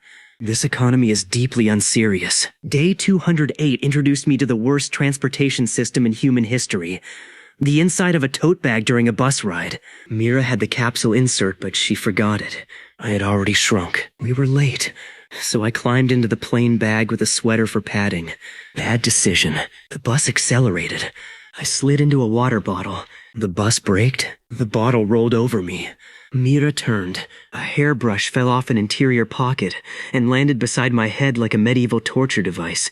A compact mirror opened and reflected my own face back at me while I was pinned under a scarf. I looked like a tiny man being slowly digested by a department store. And the bus hit a pothole. Everything went airborne. For 1 perfect second, I floated in the dark with gum, receipts, coins, and a lip balm tube. Then gravity returned and I got teabagged by a packet of tissues. I have survived machinery, cats, and ventilation fans. Nothing has humbled me like women's bag physics. After that, I carried a foldable harness that clipped to interior straps. Day 212 gave the pocket ghost rumor fresh fuel. A teenager at the mall filmed me crossing from Mira's kiosk into a floor access channel. The clip was clearer than previous videos. You could see my proportions. Adult face, tiny body, dark hoodie, backpack. The video hit social media and climbed fast. This time, people noticed. Local news accounts reposted it. Reaction channels slowed it down frame by frame. One creator spent 15 minutes explaining how the shadow proved I was computer-generated. Another insisted I was a remote-controlled puppet. Do-yun watched every video like a proud father at graduation. I wanted him to stop. He had snacks. I watched too. The funniest theory was that I was part of a guerrilla marketing campaign for an upcoming fantasy drama. The second funniest was that I was a government-size inspector. The most annoying was a live streamer named Rex Han, who decided the pocket ghost was real and announced he would catch it. Rex had 3 million followers and the emotional energy of a fire alarm with hair gel. His content was built around chasing urban legends, sneaking into abandoned buildings, and screaming when nothing happened. Now he started visiting my mall. He interviewed staff. He examined vents. He filmed the floor gaps. He offered money for information. Mira warned me. Do-yun wanted to feed him fake clues. I said no. Do-yun fed him fake clues anyway. He emailed Rex from a burner account, claiming the pocket ghost only appeared near imported vending machines after midnight. Rex spent 4 hours live streaming beside a drink machine. Nothing happened. Do-yun laughed until he couldn't breathe. Then the machine ate Rex's money. That part felt spiritual. I made Do-yun promise to stop provoking him. For 3 days he did. On day 216, I accepted a job at a game center on the opposite side of town. A capsule toy machine had jammed internally. The owner knew me through the arcade manager. The clear plastic machine was one of those large units where customers turn a handle and a plastic ball rolls down a track. At my current size, I could climb through the service opening. Inside was magnificent. Transparent walls curved around me. Bright capsules the size of exercise balls filled the chamber. A spiral track wrapped downward like a giant slide. Plastic gears controlled the release gate. One capsule had cracked and wedged sideways in the mechanism. I climbed down the track, pulled it loose, and heard a click. The machine had been powered off, but the mechanical tension was still loaded. The gate released. A wave of capsules shifted above me. I looked up. Dozens of giant plastic balls began rolling. I ran down the spiral track. Capsules bounced behind me, each one big enough to flatten me against the clear wall.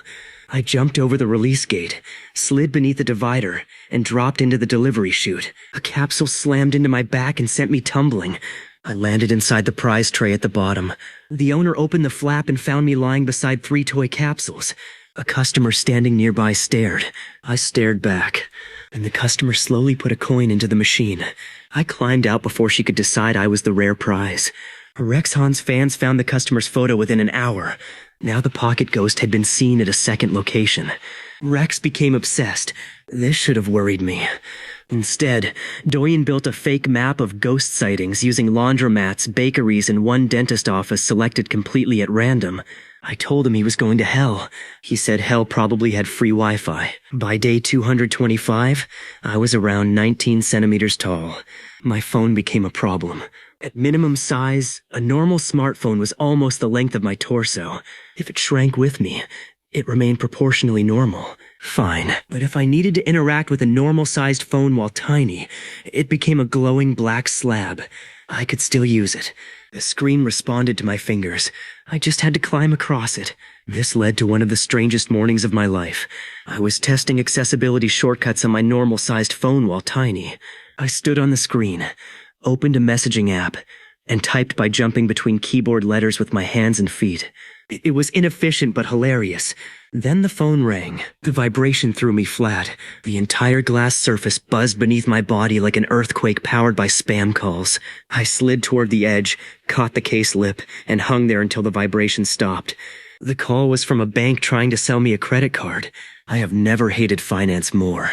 A normal phone vibration at my size felt like Satan's electric toothbrush. I started keeping my phone shrunk with me. Day 230 gave me a job inside a luxury hotel. A guest had dropped a small key charm behind a wall-mounted bathroom cabinet. The cabinet couldn't be removed without damaging tile. Normally I would reject bathroom jobs, but the room was empty. The area was cleaned, and the object was sentimental. I entered through a maintenance gap from the hallway side. Behind the cabinet, I found the charm within minutes. Then I found a second opening leading into the wall cavity between rooms.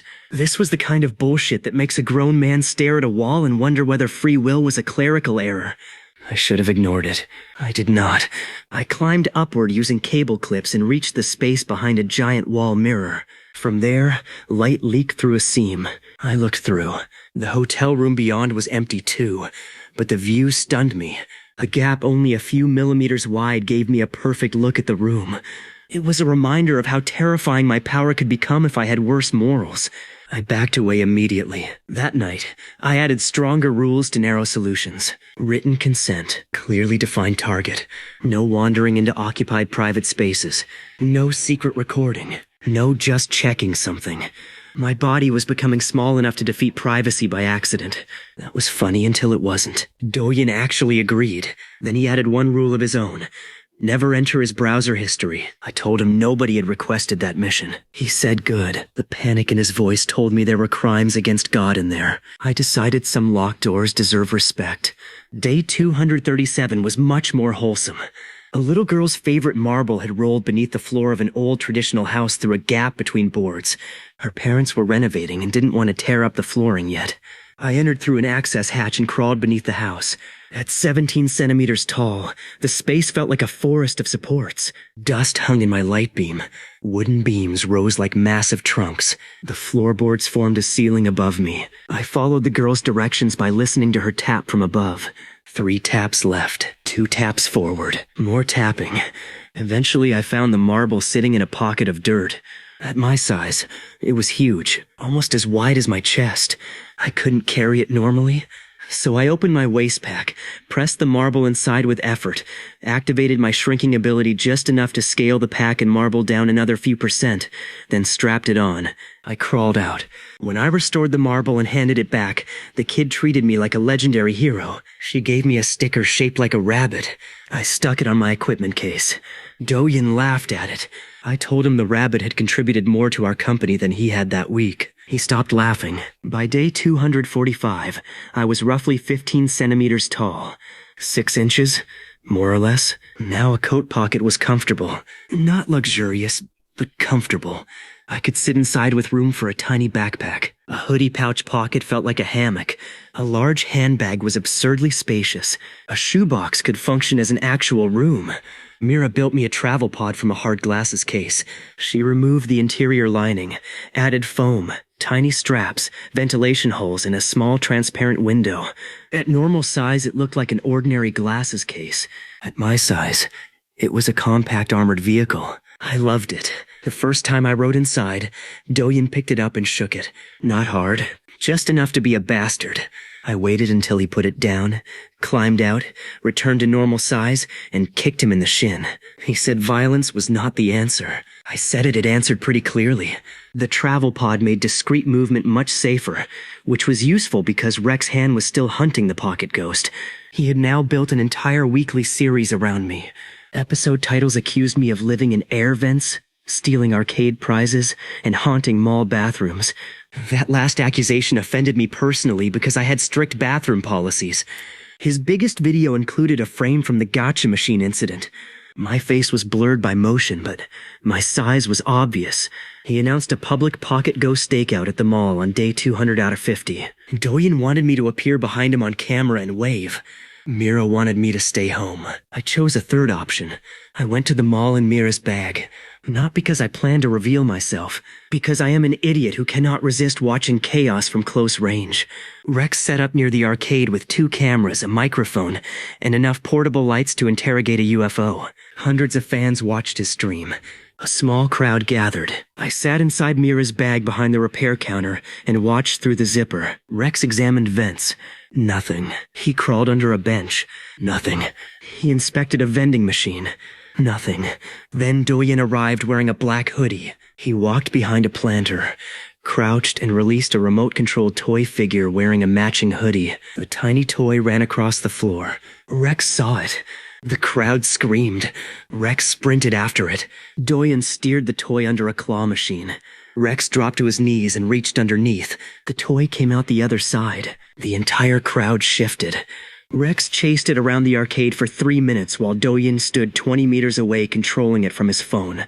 I was laughing so hard inside the bag that Mira had to press her hand against the side to keep me quiet. Then the toy's battery died. Rex caught it. He held it up to the camera. The crowd realized it was fake. He looked furious. Doyen tried to leave. Rex spotted the controller in his hand. What followed was not a fight. It was an extremely stupid chase through the mall involving 1 influencer, 1 idiot, 3 security guards, and a remote-controlled fake version of me. Doyen got caught. He was banned from the arcade for another month. Rex's stream got record views, and somehow, people became even more convinced the pocket ghost was real because they decided the fake toy was a cover-up. The internet can turn any evidence into gasoline. That night, Doyen complained that Rex had called him an attention-starved loser. I told him Rex was correct. Doyen said friendship was supposed to be supportive. I told him support is not the same as lying to your face while your dumbass gets tackled beside a skee-ball machine. Day 260 arrived with my minimum height near 13 centimeters. I stood on my desk beside my phone, my mug, and the rabbit sticker from the little girl. The mug was a tank. The phone was a wall. The sticker was nearly the size of a poster. Outside my apartment, the world was still normal. Inside my minimum form, normal had become gigantic. And for the first time, I could no longer look at ordinary objects without wondering what was inside them. A keyboard wasn't a keyboard anymore. It was a field of towers with hidden mechanisms beneath every key. A computer case wasn't a box. It was a metal building filled with fans, cables, heat sinks, and glowing components. A watch wasn't jewelry. It was a machine city sealed behind glass. A vending machine wasn't furniture. It was a vertical warehouse with motors and tracks. A sofa wasn't a seat. It was a mountain full of caves, springs, coins, crumbs, and ancient sins. I had spent 8 months learning how to move through spaces built for humans. Now I was becoming small enough to enter the objects humans used. And that was when the really stupid adventures began. The first ordinary object I deliberately entered was my keyboard. Not beneath it. Inside it. One of the keys had stopped working after Doyen spilled soda on my desk. He denied responsibility, even though I had watched the can leave his hand. At normal size, I would have removed keycaps, unscrewed the case, cleaned everything, and lost an hour. At day 263, my minimum height was just over 12 centimeters. I shrank, removed the spacebar, and climbed through the opening. The underside of a keyboard is not impressive when you are normal. It is plastic channels, rubber membranes, tiny circuits, and springs. At my size, it became a low mechanical city. Key stems hung from above like square columns. The silicone membrane rolled beneath them like translucent hills. Wires ran along the board. Dust bunnies had become actual boulders of lint. A breadcrumb beside the shift key was the size of my fist. I found the sticky residue under the broken key and cleaned it with a cotton swab I had cut down to size before shrinking. Then Doyun came into the room. He did not know I was inside the keyboard. He sat down. The ceiling started punching downward. Every key he pressed became a giant piston dropping around me. I heard plastic impacts from every direction. The rubber membrane flexed. A key stem slammed down 10 centimeters from my head. I ran between columns while letters rained like construction equipment. Doyun was typing a message. Fast. I screamed. He could not hear me. I had been spiritually teabagged by physics so many times that another impossible problem barely qualified as foreplay for disaster. I climbed onto the membrane beneath the spacebar opening and waved both arms. Nothing. Then I saw the keyboard cable. I yanked it loose from the internal connector. The keyboard died. Doyun cursed, lifted it, and shook it. I was thrown sideways into the control key housing. I climbed out through the spacebar hole, stood on top of the keyboard, and yelled his name. He froze with both hands in the air. I told him that if he ever typed on furniture without checking whether I was living inside it, I would legally change his name to keyboard manslaughter. He apologized. Then he asked if I had seen what he was typing. I said no. He looked relieved. That relief was suspicious enough that I absolutely checked later. It was a food delivery order. My friends are not mysterious people. Day 269 took me into a desktop computer. Mira's repair kiosk received a custom gaming PC with an annoying rattling noise that only happened under load. The customer had already replaced 2 fans. No one could find the source. The computer was shut down, unplugged, and discharged. I entered through a rear ventilation slot. At 11 centimeters tall, the case felt enormous. The graphics card was a suspended black building. Heatsink fins rose like metal walls. Cables bundled through the interior like thick vines. Fans were huge circular gates. I found the problem near the bottom. A tiny zip-tie tail was touching a fan frame and vibrating whenever the case warmed enough to shift slightly. I cut it. Easy. Then I made the mistake of asking Mira to power the machine while I remained inside, just for a few seconds, so I could confirm the rattle was gone. We had a safety plan. I stood in a clear area. I stayed far from fans. I wore eye protection. Mira would shut it down instantly if I signaled. The PC powered on. Every fan began spinning. Air rushed through the case. LED lights turned on around me. The quiet metal box transformed into a glowing mechanical cathedral. I should have been terrified. Instead, I was stunned. The graphics card fan spun overhead. Heat spread from components. Tiny status lights blinked. Airflow tugged at my clothes. Dust particles flew like leaves. Then the main intake fan ramped to full speed. The wind knocked me backward. I grabbed a cable. My tiny screwdriver flew out of my pocket, bounced once, and vanished into the power supply shroud. Mira shut the computer off immediately. I was fine. The screwdriver was not. I spent 20 minutes retrieving it. The customer later gave the repair 5 stars because the rattling stopped. He had no idea a 10-centimeter man had been inside his computer getting blasted by RGB hurricane wind. That sentence alone made me realize my life had become unfit for normal conversation. By day 275, I was under 11 centimeters. A cereal bowl was a swimming pool. A spoon was a metal paddle. A roll of toilet paper was almost chest high. I started using doll furniture at minimum size, which I hated admitting because Doyen enjoyed it too much. He bought a plastic miniature chair and placed it beside my normal chair. I refused to sit in it. Then I tried it. It was actually comfortable. Doyen took a photo. I tried to destroy the chair. He had bought 6 backups. That bastard was prepared. Mira, meanwhile, focused on useful equipment. She modified a small action camera so I could wear it on my chest when tiny. She made lightweight rope from braided fishing line. She built climbing hooks from bent wire. She gave me foam knee pads made from cut-up earbud tips. At first I thought the knee pads were ridiculous. Then I spent 40 minutes crawling inside a vending machine and decided Mira deserved a national award. The vending machine job came on day 280. An office drink machine had started rejecting coins. The service company couldn't arrive until next week. The office manager knew Narrow Solutions through a friend. I entered through the product delivery tray after the machine was unplugged. Inside, the world was vertical. Rows of drinks stacked above me like colorful cargo containers. Metal spirals ran forward from shelves. Coin channels climbed one side. The refrigeration unit occupied the bottom. Wiring harnesses crossed behind panels. The jam was inside the coin path, where a bent token had lodged sideways. I climbed the mechanism using screw heads like ladder rungs, pulled the token loose, and dropped it into my bag. On the way down, I noticed a narrow maintenance ledge behind the drink shelves. I climbed it. From there, I could see the entire vending machine from inside. It was absurdly cool. Products customers saw as simple rows were actually suspended above a deep delivery cavity. Springs looked like metal tunnels. Price labels glowed through the front. The glass wall showed giant office workers moving outside like creatures beyond an aquarium. One man walked up and pressed a selection button. The machine was unplugged, so nothing happened. He pressed again. Harder. Nothing. He slapped the glass.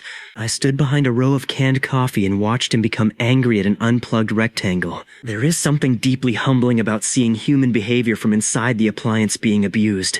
He finally walked away. I saluted him with the bent token. Day 287 brought me into a mechanical watch. Not fully into the movement at first. I was still too large for most gaps. But the back of an oversized demonstration watch at a repair school had been removed, and the instructor invited Narrow Solutions after hearing about my work. At around 10 centimeters, I stood beside gears larger than dinner plates relative to me. Bridges and screws formed polished architecture. The mainspring barrel looked like a metal vault.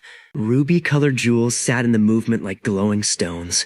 The watch was not running while I was inside. Obviously. I climbed along the edge, inspected a stubborn screw from an angle the students couldn't see, and found a tiny burr interfering with a plate. The repair itself was less important than the experience. I had spent my whole life wearing watches without thinking about what existed beneath the face. Now I was standing inside time. Doyen later heard me say that and laughed for 5 straight minutes. He said I sounded like a pretentious poet who had been hit in the head with a clock. I told him at least I had hobbies besides ordering chicken and committing content fraud. He said those were 2 hobbies. Day 290 was when I became smaller than my own hand used to be. That was a strange milestone. At minimum, I was around 9.5 centimeters tall. A normal adult hand could wrap around my whole torso. A pocket was no longer cramped. It was a room with an open roof. Mira could carry my travel pod in a jacket pocket without any visible bulge. This made transportation almost effortless. It also made practical jokes terrifying. Doyen once picked up my pod, placed it in his pocket, and forgot I was there while entering a public restroom. The instant I realized where we were, I started kicking the case wall. He carried me back out immediately. I told him my privacy rules applied both directions. He said he had forgotten. I told him if I ever saw his ass from inside a travel case, I would throw myself into traffic. Some images are not worth surviving. Day 294 brought another public rumor incident. Rex Hahn had not given up. He had started carrying thermal cameras and motion sensors around likely sighting areas. He even interviewed the bakery kid who believed I was a bread elf. The kid told him I lived in mixers and ate sugar at night. Rex took this seriously. He spent an entire video inspecting bakery equipment. I respected the child's commitment to misinformation. Then Rex got lucky. I was leaving a job at a music store where a guitar pick had fallen inside an expensive amplifier cabinet. Mira carried my pod out in her bag. Rex happened to be filming nearby because one of his fake maps pointed to the same block. Mira stopped to answer a phone call. I opened the pod window for air. Rex's camera swept past. For one frame, my face appeared inside the open glasses case. He did not notice live. His viewers did. By the next morning, screenshots were everywhere. A tiny adult man inside a case. Not blurry enough to dismiss. Not clear enough to prove anything. Rex declared victory. Doyen declared war. I declared that both of them needed hobbies. The attention forced us to relocate Narrow Solutions away from the mall. We rented a small workshop in a mixed-use building under Mira's name. Officially, it was an electronics and retrieval repair service. Unofficially, it contained miniature ladders, climbing line, tiny backpacks, custom tools, and one locked cabinet labeled "Do Not Let Doyen Experiment." He had written "cowards" beneath the label. The workshop was perfect. At normal size, I could manage clients and equipment.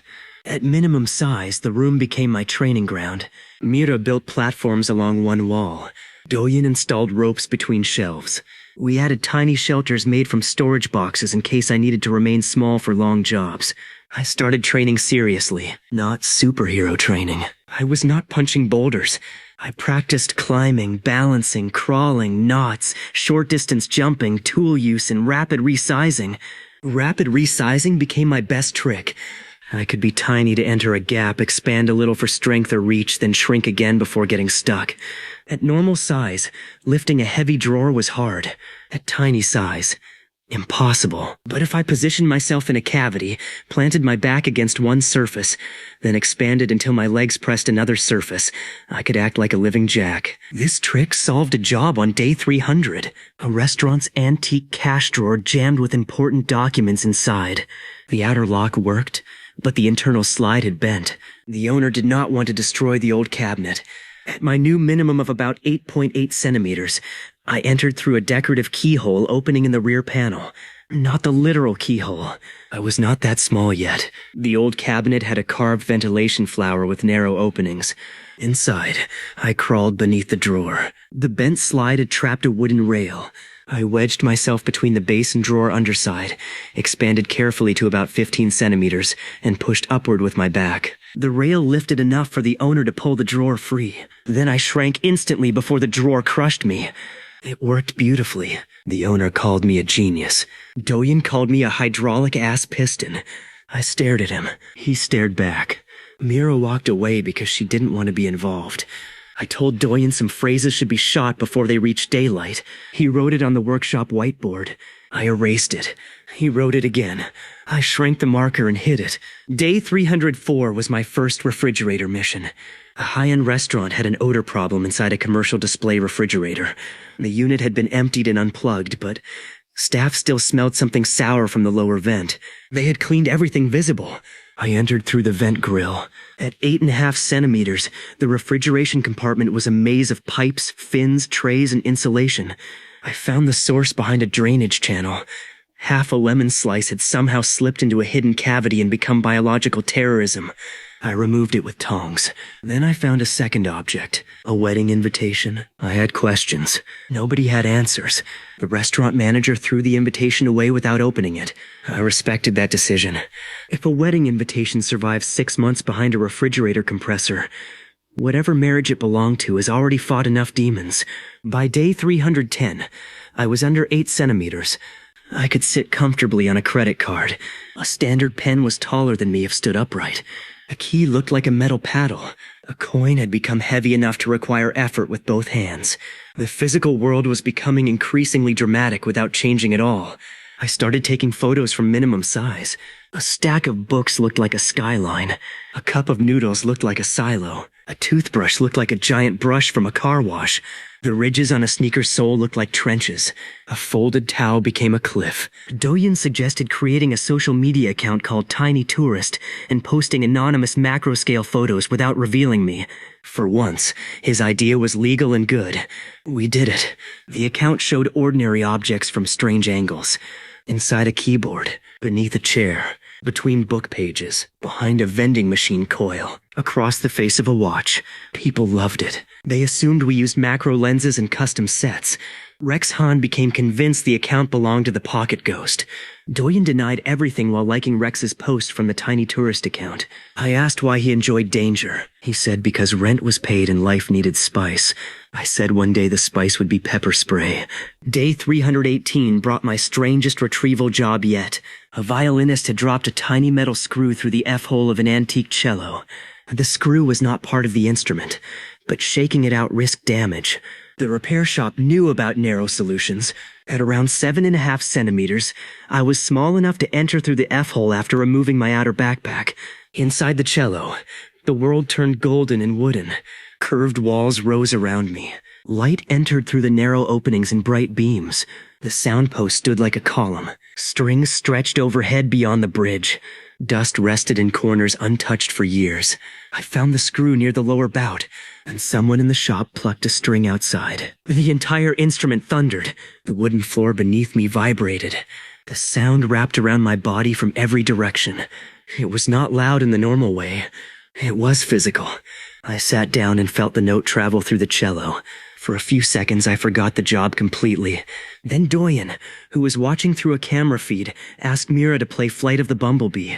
I heard him over my earpiece. I threatened to crawl into his laptop later and delete his operating system by hand. No one played anything else. I recovered the screw and climbed out. That night, I realized something. The smaller I became, the more ordinary objects stopped being objects and became places. A cello had weather. A computer had wind. At some point, I stopped asking whether an idea was stupid and started asking whether the stupid shit had a safe exit route. A keyboard had traffic. A vending machine had architecture. A pocket had geography. I wasn't just shrinking anymore. I was unlocking worlds everybody else touched every day without seeing. Day 325 took me to a laundromat.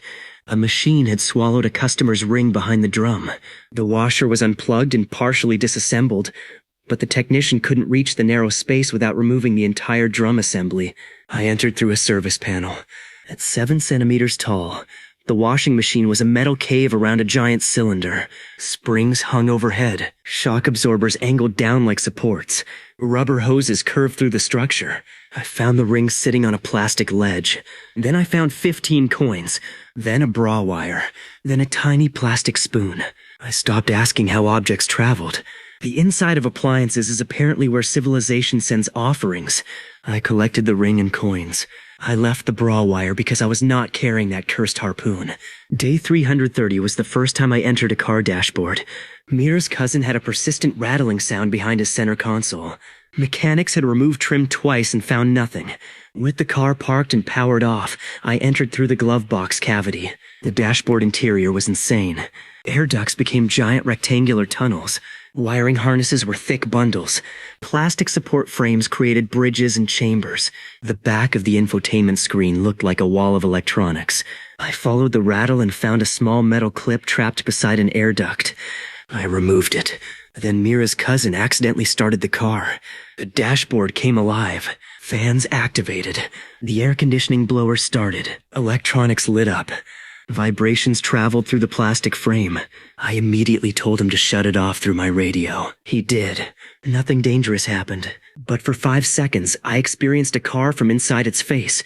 Doyen later asked whether I could ride inside the air vent while the fan was on. I said he could test that himself after being cremated and reincarnated as dust. He accepted the answer. By day 340, I was just under 6 centimeters tall. Now I was shorter than many action figures. Mira bought one as a comparison. It was a muscular superhero toy with ridiculous shoulders. She stood it beside me.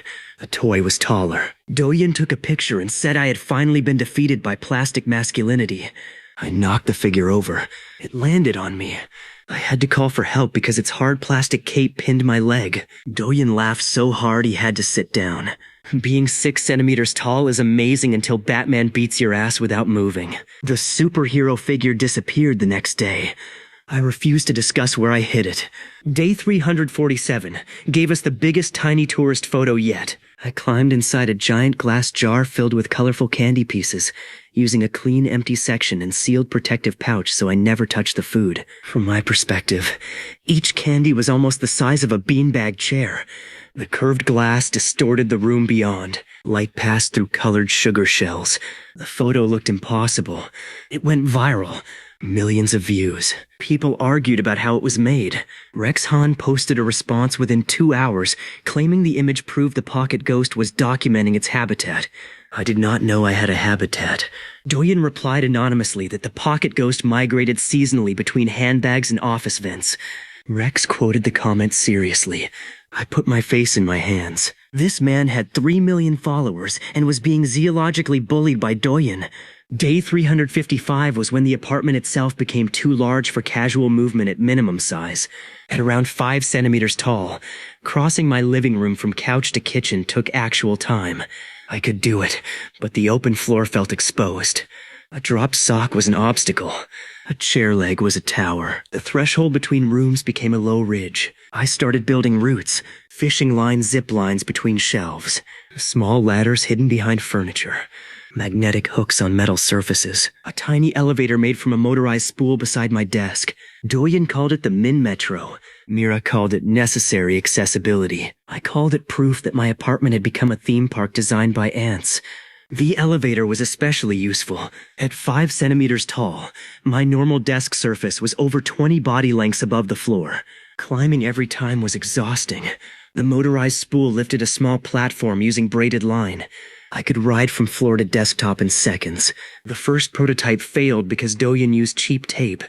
Halfway up, the tape peeled. The platform dropped. I fell about a meter onto a pile of foam cushions we had placed below for testing.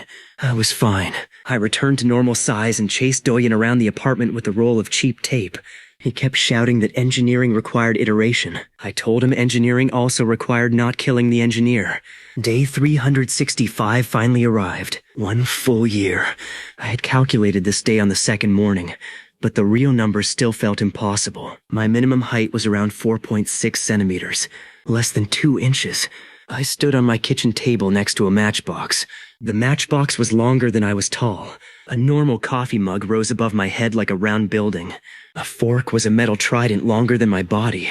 My phone looked like a black rooftop. Mira placed her jacket pocket on the table and held it open.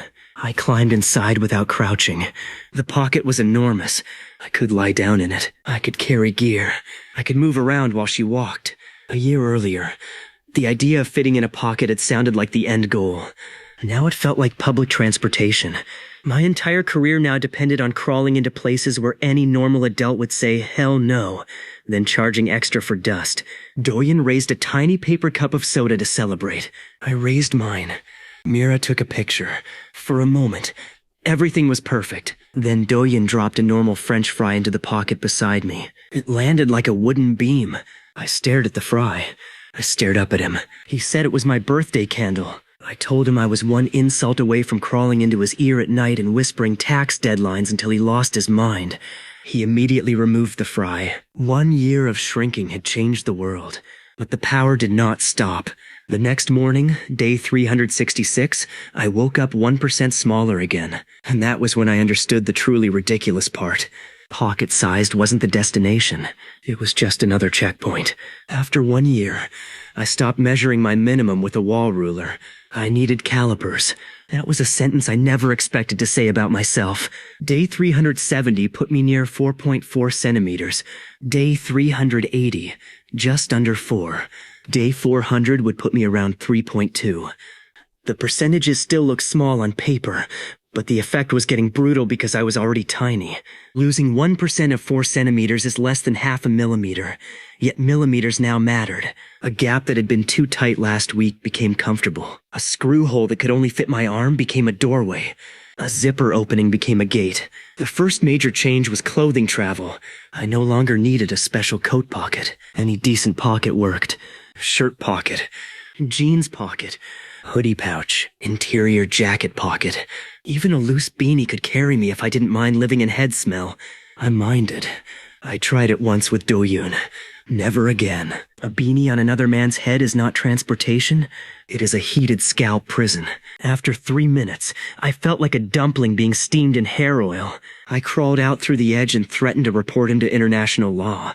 Mira's jacket pocket became my favorite. She added a tiny padded insert with handholds, a water pouch, and a snap cover so I wouldn't be launched if she ran. She could carry me across town without anyone noticing.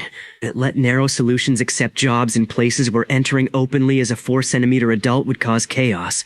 On day 376, we were hired by a locksmith, not to break into anything illegal. A client had an antique safe with a jammed interior bolt. The safe was open, but the bolt mechanism had locked halfway, making the door impossible to close properly. The locksmith could dismantle the rear plate, but several screws were corroded. He wanted me to inspect the mechanism from inside the bolt channel. At 4 centimeters, I fit. The safe door was lying flat on a workbench. I climbed into the rectangular cavity behind the bolt and entered a world of thick steel bars, springs, wheels, and grease. From my perspective, the locking bolts were enormous metal cylinders. The wheel pack looked like a fortress mechanism. I found the jam. A broken spring fragment had wedged beneath a lever. I removed it with pliers smaller than a staple. The bolt moved smoothly again. The locksmith stared at the mechanism, then at me. He asked if I understood how much money someone with my size could make stealing things. I told him yes. He asked why I didn't. I told him because I enjoyed sleeping without wondering whether police would eventually arrest me in a jewelry box. Also, prison at 4 centimeters tall sounded like a special kind of nightmare. Imagine getting put in solitary confinement and realizing the ventilation grate is basically a highway. I'd escape in 10 minutes and then have to explain why I was naked in a parking lot because the prison uniform didn't shrink with me. Too much paperwork. The locksmith laughed and became a regular client. Day 382 took me inside a camera lens.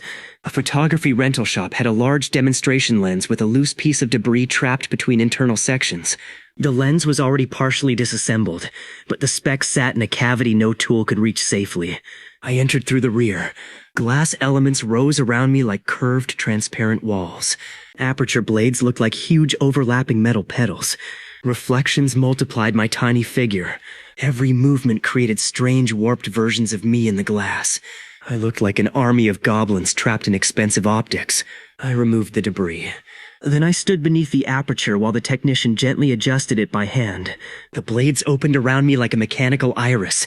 That image became one of Tiny Tourist's most popular posts. Rex Hahn saw it and lost his mind. He made a 30-minute video comparing scratches on the lens mount to scratches visible in one of his Pocket Ghost screenshots.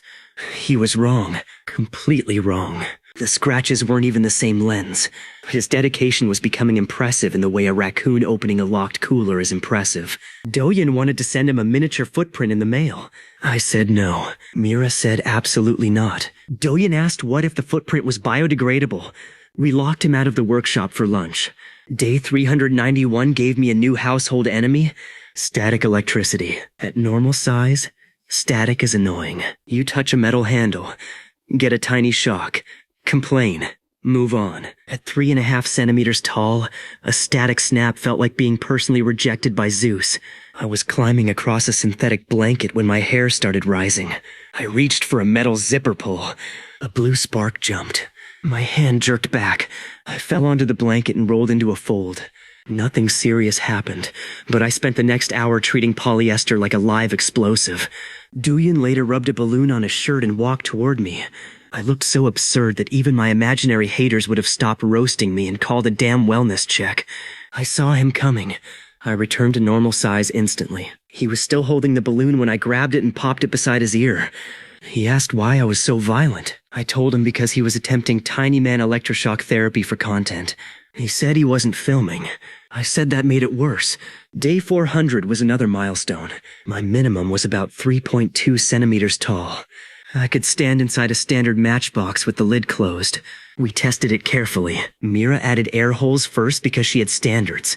I climbed in with a tiny flashlight. The cardboard interior was a full room. The sliding tray became a door. When the box closed, darkness swallowed everything. Then Doyen picked it up. I immediately told him to put it down. He said he hadn't done anything. I said his hand touching the box counted as a threat based on historical evidence. He put it down. Good man. At 3 centimeters, my apartment's carpet fibers became individually visible obstacles. A thick rug looked like tall grass. Hardwood floor scratches became grooves. Dust was no longer just dust, it was terrain. I began wearing eye protection constantly at minimum size because one floating hair was now a rope swinging through the air. A human hair lying on the floor could trip me. Think about that. I was being bullied by dandruff infrastructure. I cleaned my apartment obsessively. Doyen said the power had finally turned me into someone's strict mother. I told him if he tracked dirt into my tiny routes again, I would miniaturize one of his chopsticks and let him spend dinner wondering if he had been robbed by a fairy. The late-scale world required a new category of tools. Mira couldn't keep building everything by hand, so we bought precision hobby equipment, model-making blades, micro screws, miniature bearings, fine wire, tiny rechargeable batteries, magnets, drone components. Our workshop started looking like a model builder had been kidnapped by NASA. We built my first actual vehicle around day 408. It was based on a small remote control car chassis, modified with a seat, safety cage, headlights, and manual controls scaled for me. At normal size, it was a palm-sized toy. At 3 centimeters tall, it was a proper buggy. I named it the Midge. Doyen wanted to name it Assmobile 1. His naming privileges were revoked permanently. The Midge changed indoor travel. I could cross the workshop floor quickly. I could carry tools. I could drive under furniture. I could climb mild slopes. We added a small camera so Mira could track me. The first test ended when a wheel caught a charging cable and flipped the entire buggy. I hung upside down in the harness. Doyen applauded. I stayed upside down and asked Mira to write him out of my will. She said he wasn't in it. I felt better immediately. Day 412 turned the Midge into a hero vehicle. This was not main character energy. This was background NPC bullshit accidentally given premium powers and no adult supervision. A pet owner contacted Narrow Solutions because her parrot had dropped a tiny metal charm through a floor vent. The charm fell into a horizontal duct. Removing the duct would require cutting into the floor. The vent opening was huge to me. I drove the Midge inside. The duct became a highway. Flat metal floor. Rectangular walls. Dust drifts. Air moving gently through the tunnel because the system was off but other vents were open. I drove nearly 6 meters at my scale, which felt like a road trip. The charm sat near a bend beside feathers and debris. I hooked it to the Midge with line and started towing it back. Then the parrot landed on the vent opening. The owner had let it out of its cage by mistake. From inside the duct, I saw a giant curved beak appear in the light. The bird looked down. I stopped the buggy. The bird tilted its head. Then it said, very clearly, hello. I almost crashed into the wall. The parrot reached 1 foot through the vent gap. I reversed. It reached farther. I accelerated around the bend. The owner removed the bird before anything happened. But for the rest of the job, I kept hearing it yell hello through the duct. I felt like I was being hunted by a feathered landlord. We recovered the charm. The parrot tried to bite my travel pod afterward. I no longer trust animals with vocabulary. Around day 420, I reached 2.6 centimeters. That was when Lego became architecture. Doyun owned a huge box of bricks from childhood. We built a small test city on one workshop table. Buildings, bridges, stairs, walls, towers. At my scale, it looked fantastic. A standard minifigure was shorter than me, but not by much. Doorways were narrow. Brick walls came to my shoulders. Studs on the floor became bumps I had to step between. We used the Lego city as an obstacle course. I climbed rooftops, crossed bridges, drove the Midge through streets, practiced rope descents, and learned to move through tight structures quickly. Tiny tourists posted photos from the city with no context. People assumed it was a movie set. Rex Hahn claimed the pocket ghost had built a nest. A nest. I read that word 3 times. I am a tax-paying adult male. I do not have a nest. Doyen immediately built a tiny bird nest from string and left it beside my bed. I threw it at him. The nest weighed almost as much as I did at minimum, so the throw was terrible. He laughed anyway. Day 427 gave me access to a place that had been impossible all year. The inside of a door lock. A locksmith client had a transparent training cylinder used for teaching pin tumbler mechanisms. He asked if I wanted to see it from inside. Obviously, yes. My ass had become a load-bearing engineering component more than once, which is a sentence LinkedIn will never prepare you to type. The keyway was still too narrow for my whole body at first, but with the cylinder disassembled, I could enter through the rear plug opening. Inside, the pin chambers rose overhead. Tiny springs were large enough to see clearly. The keyway stretched forward like a narrow canyon. The locksmith inserted a key slowly while I watched from a safe side cavity.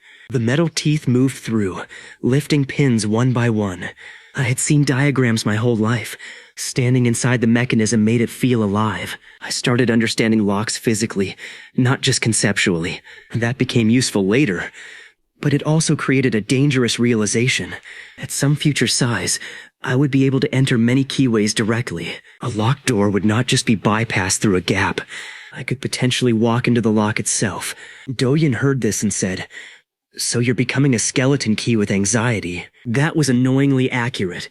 Day 435 brought one of my favorite jobs ever. A museum was preparing an interactive exhibit of antique mechanical toys.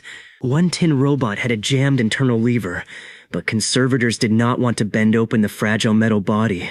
The rear wind-up slot was wide enough for me. The toy robot stood about 30 centimeters tall. At my size, it was a building. I entered through its back. Inside was a maze of gears, stamped metal, springs, and linkages. The robot's legs connected to cams. Its arms used simple rods. A bell mechanism sat near the chest. I found the jammed lever and cleared a flake of old paint. Then the conservator asked me to exit before testing. Correct decision. I climbed out and stood on the table. They wound the robot. It began walking. For the first time, I watched a toy move while being roughly the same scale as its intended imaginary world. The robot stomped forward, huge and clumsy, arms swinging. Doyen whispered that it was my final boss.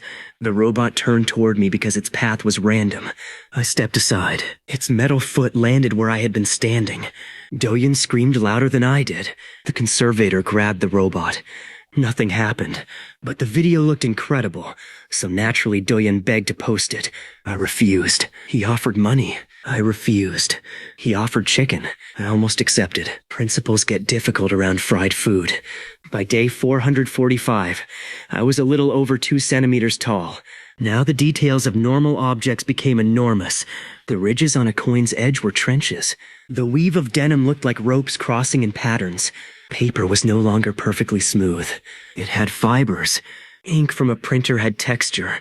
A fingerprint smudge on glass looked like an oily landscape. I spent an afternoon walking across a banknote just because I could. The printed portrait was larger than a wall mural. Fine security lines became roads. Raised ink created tiny ridges. I took photos. Tiny Tourist exploded again. Rex Hahn responded with a video titled, "The Pocket Ghost is Getting Smaller." I had reached a level of brain rot where crawl deeper into the machine sounded reasonable, and that shit should require a permit. That was the first time he guessed correctly. I stopped laughing. He had compared old sightings to recent image scale references and noticed the apparent figure size changing over time. His numbers were wrong, but the trend was right. He suggested the creature might be molting. I started laughing again. Doyen said I should leave a fake skin somewhere. Mira hit him with a rolled magazine. Day 452 put me just under 2 centimeters. That week, a music producer lost a micro SD card beneath a studio mixing console. It slipped through a tiny ventilation slot and landed somewhere inside the equipment. The console was powered down and disconnected. I entered through a maintenance opening. At my size, circuit boards looked like planned cities. Capacitors became towers. Connectors became buildings. Ribbon cables became bridges. Solder joints glittered like metal domes. I found the micro SD card wedged between two boards. The problem was the card itself. It was almost the size of a door relative to me, and surprisingly heavy. I strapped it to a tiny sled and dragged it across the board. Halfway back, the sled caught on a row of solder points. I pulled. Nothing. I expanded slightly for strength. Too much. My shoulder bumped a ribbon cable and nearly disconnected it. I froze. I shrank immediately. And that was a reminder that resizing inside electronics required precision. A few millimeters of expansion at my scale could become a collision. I freed the sled and returned the card. The producer paid well. Doyen asked if I had found any unreleased songs inside. I told him music is not physically stored as tiny sheet notes between capacitors. He said he knew that. He did not sound like he knew that. Day 460 gave me my first encounter with ants. I had been avoiding outdoor ground missions for obvious reasons. At 2 centimeters tall, insects were becoming significant. Still, we had a controlled courtyard at the workshop building, and I wanted to test the midge on rough terrain. Mira walked beside me at normal size while I drove over concrete. Pebbles became rocks. Cracks became ditches. A dried leaf was larger than the vehicle. It was incredible. Then an ant appeared. Not a giant exotic ant. A normal ant. At my size, it was still much smaller than me. Maybe ankle-high depending on species, but its speed and confidence were unsettling. It walked straight toward the midge. I stopped. It touched the tire with its antennae. Then another ant appeared. Then 3 more. Apparently the midge smelled interesting. I reversed. They followed. I drove faster. They followed faster. For 30 seconds, I was in a low-speed police chase with organized insects. Mira stepped between us and gently blocked them with a piece of paper. I drove back inside. Doyen heard the story and asked if I had paid the ant toll. I said no. He said that was why they chased me. I told him if ants ever form a government, I will nominate him as tribute. Every new scale came with fresh wonders and a fresh chance to get my ass humbled by something sold in a stationery aisle. Around day 470, I was about 1.6 centimeters tall. A grain of rice came up past my ankle. A peanut was a boulder. A potato chip was a roof panel. Food became hilarious. I could eat tiny crumbs from normal portions and feel like I had full meals. But because anything I wore or carried could scale, I usually shrank my food with me first. That kept portions proportional. Doyen once forgot and handed me a normal cheeseburger while I was tiny. The burger was taller than me. He said, "Lunch." I looked at the wall of bread and meat. I told him that wasn't lunch. It was mixed-use residential development. He placed a tiny paper flag on top. I walked away. Day 476 gave us a ridiculous emergency involving a zipper. Mira's travel bag jammed shut because fabric caught deep inside the zipper slider. The bag contained camera equipment needed for a job. She could cut it, but the bag was expensive. I was already tiny. I climbed onto the zipper teeth. At 1.5 centimeters tall, each tooth was a metal plastic block. The slider was a tunnel mechanism. Fabric fibers were jammed between internal channels. I entered from the rear of the slider with tweezers and cut the trapped threads one at a time. The zipper released. Mira slowly moved it open while I walked alongside. It was such a stupidly small problem that no normal technician would ever solve it from inside. That became our company's slogan for a while.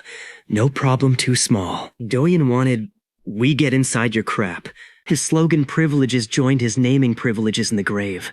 Day 488 took me to a record player. A tiny screw had dropped beneath the platter mechanism of a vintage turntable. The owner was terrified of damaging the calibration. I entered through the underside after the unit was unplugged. Belts, gears, springs, and wires filled the space. I retrieved the screw. Then the owner showed me the grooves of a vinyl record under magnification.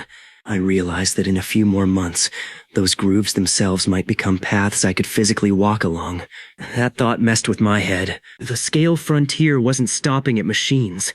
Eventually, surfaces would have architecture. By day 500, I measured just under 1.2 centimeters tall. 12 millimeters, the width of a fingernail. I stood on Mira's palm. Her hand looked enormous. The lines in her skin were visible like shallow valleys. Her fingerprint ridges were obvious beneath my feet. Doyen leaned close, and one of his eyes filled my entire horizon. I told him to back up because his pores looked like they had their own postal codes. He said I looked adorable. I told him he looked like a planet made of bad decisions.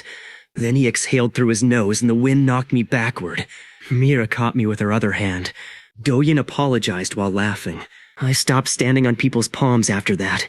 Day 500 should have felt like the ultimate milestone. I was smaller than a thumb joint. I could hide inside a wallet pocket, a glass's hinge cavity, a coat seam, or the space beneath many electronic components. I could ride inside a matchbox with enough room to bring furniture. But that morning, when I updated the spreadsheet, I noticed a date I had calculated months ago. Day 600, around 4 millimeters. Day 700, around 1.5. Day 800, around 0.5 millimeter. I stared at those numbers. Then I stared at the micro SD card on my desk. Then the grain of rice. Then the fine grooves on a coin. For the first time, I understood that one day my entire workshop might become too large to navigate normally. I would need new vehicles, new tools, new rules. Doyen looked over my shoulder and asked what I was thinking. I told him the tutorial had apparently had another tutorial inside it. He nodded like this made sense. Then he placed a sesame seed beside me. It was almost knee-high. I looked at the seed. I looked at him. He said, "Future beanbag chair?" I hated that he was probably right. At 12 millimeters tall, I stopped sleeping at minimum size. Not because it was dangerous, because my normal pillow had become a mountain range made of fabric fibers, and I was tired of waking up trapped between threads like a mosquito with a mortgage. I still trained small every day, but I returned to normal for normal life. That was the great advantage of the power. No matter how ridiculous my minimum became, I could always stand up at 180 centimeters, open the refrigerator, take a shower, and pretend I was a regular adult whose morning routine did not include checking whether a sesame seed could be used as furniture. Day 508 put me around 11 millimeters. I entered a smartphone for the first time. Not through the charging port. I was still too large for that. Mira removed the back panel of an old test phone and lifted the battery. The internal frame became a black maze of components. I climbed in. The camera modules were huge glass-eyed boxes. The vibration motor looked like industrial equipment. Ribbon connectors became platforms. Shielding plates covered sections like rooftops. Tiny screws were enormous compared to my hands. We powered nothing while I was inside. I inspected a damaged connector under magnification and found a bent contact Mira had missed. That part was useful. The rest was tourism. I stood beside the rear camera and looked through one exposed lens element. Light warped the world beyond. I crawled beneath a shielding edge. I walked along the border of the battery cavity. Then Doyen set the phone's detached vibration motor on the table beside me and activated it from a test rig. The universe kept handing me miracles, and I kept using them like a bastard who found cheat codes in a home improvement store. The tiny metal cylinder buzzed like an angry industrial machine. I jumped. He laughed. I returned to normal size so quickly his chair almost fell over when he backed away. I told him if he kept using electronics to scare me, I would shrink his game controller, put it inside a dumpling, and let him discover it at dinner. He asked if I could actually do that. I said the fact that he was curious instead of afraid was why natural selection hated him. Day 515 brought a lost diamond. That sounds dramatic. It was not. A jewelry repair shop dropped a tiny loose stone into the gap between two bolted workbenches. They could see it beneath the metal plate but couldn't reach it without moving equipment. At just over 10 millimeters, I could enter through a screw access hole. The space beneath the bench looked like an abandoned industrial basement. Metal legs towered upward. Dust clumps were enormous. The diamond sparkled in my headlamp like a chunk of ice. It was almost as wide as my torso. I tied line around it, dragged it onto a small sled and pulled it back. The shop owner joked that I looked like a miner. Doyen said I looked like a divorced aunt stealing an engagement ring. I asked what made the aunt divorced. He said my posture. I hate that man. Day 522 was the first time I used a pencil as a bridge. A customer's SD adapter fell behind a heavy laboratory cabinet. The cabinet sat near delicate equipment and could not be moved easily. There was a narrow gap from an adjacent shelf, but it ended 6 centimeters above the target surface. At my size, 6 centimeters was a canyon. Mira slid a pencil through the gap from outside. To her, she was placing a pencil. To me, a yellow wooden bridge descended from the sky. I climbed onto it, walked across the printed brand name, and reached the other side. That moment was so stupidly cinematic that I made Mira repeat it later for tiny tourist photos. People online went crazy over the image of a tiny boot print beside giant graphite lettering. Rex Hahn posted the photo and circled the print. He announced he had obtained biological scale evidence. It was my rubber boot tread. He said it might be a claw. Doyen emailed him anonymously claiming the pocket ghost had 6 legs. I confiscated Doyen's laptop for the afternoon. Day 530 put me around 9 millimeters. That was when a keyhole finally became relevant. A modern pin tumbler keyway was still too tight for my shoulders, but an old decorative warded lock at a theater prop warehouse had a wide key opening almost a centimeter across. I fit. I walked directly into a lock through the place where the key was supposed to go. That felt illegal even though we had permission. I was too small for swagger and too stubborn for fear, which is basically how dumb shit achieves project manager status. Inside, thick metal wards formed barriers around the key path. Dust coated the cavity. The key itself, when inserted slowly from outside, looked like a giant metal wall sliding toward me. I stayed in a safe side pocket and watched it pass. The simple mechanism turned. The bolt moved. I came back out laughing. For more than a year, doors had been losing authority over me piece by piece. First I squeezed behind them, then under them, then through cable channels around them. Now I could enter the lock itself. Doyen said I had finally become the world's smallest home invasion tutorial. I reminded him the job was authorized. He said criminals also say that in movies. I told him criminals in movies do not wear knee pads made from earbud foam. Day 538 brought the return of Rex Hahn in person. I had gone to a vintage electronics market inside Mira's travel pod because we needed miniature components. Rex was there filming an unrelated video about a supposedly haunted radio. Of course he was. Mira spotted him first and turned away. Too late. Rex recognized her from old pocket ghost footage. He followed. Mira entered a narrow aisle between stalls. I remained inside the pod in her jacket pocket. Rex caught up and started asking questions about the sightings. Mira denied knowing anything. Then Doyin called my tiny phone. I had forgotten to silence it. The ringtone was quiet at normal scale. Inside Mira's pocket, it sounded enormous to me. Rex heard something. He leaned closer. Mira moved back. The travel pod shifted. Its little window flap opened. For half a second, Rex Hahn and I saw each other. Directly. No blurry video. No security camera. His eye appeared beyond the pocket opening. My whole body froze. His mouth opened. I slammed the flap shut. Mira walked away immediately. Rex followed for 3 steps, then stopped. He did not shout. He did not grab her. He did not start streaming. Later that night, he posted a video saying his haunted radio investigation had been weirder than expected, but he never mentioned us. Doyin decided this meant Rex had finally developed respect. Mira thought he doubted what he saw. I had a third theory.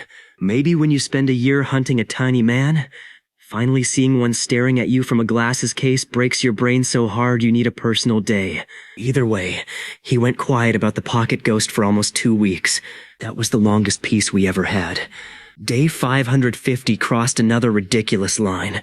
I was around 7 millimeters tall. A grain of rice was now roughly the length of my lower leg. A sesame seed was large enough to sit on. Doyin remembered his prediction from day 500 and placed one under me like a beanbag. I sat. It was not comfortable. He took a picture anyway.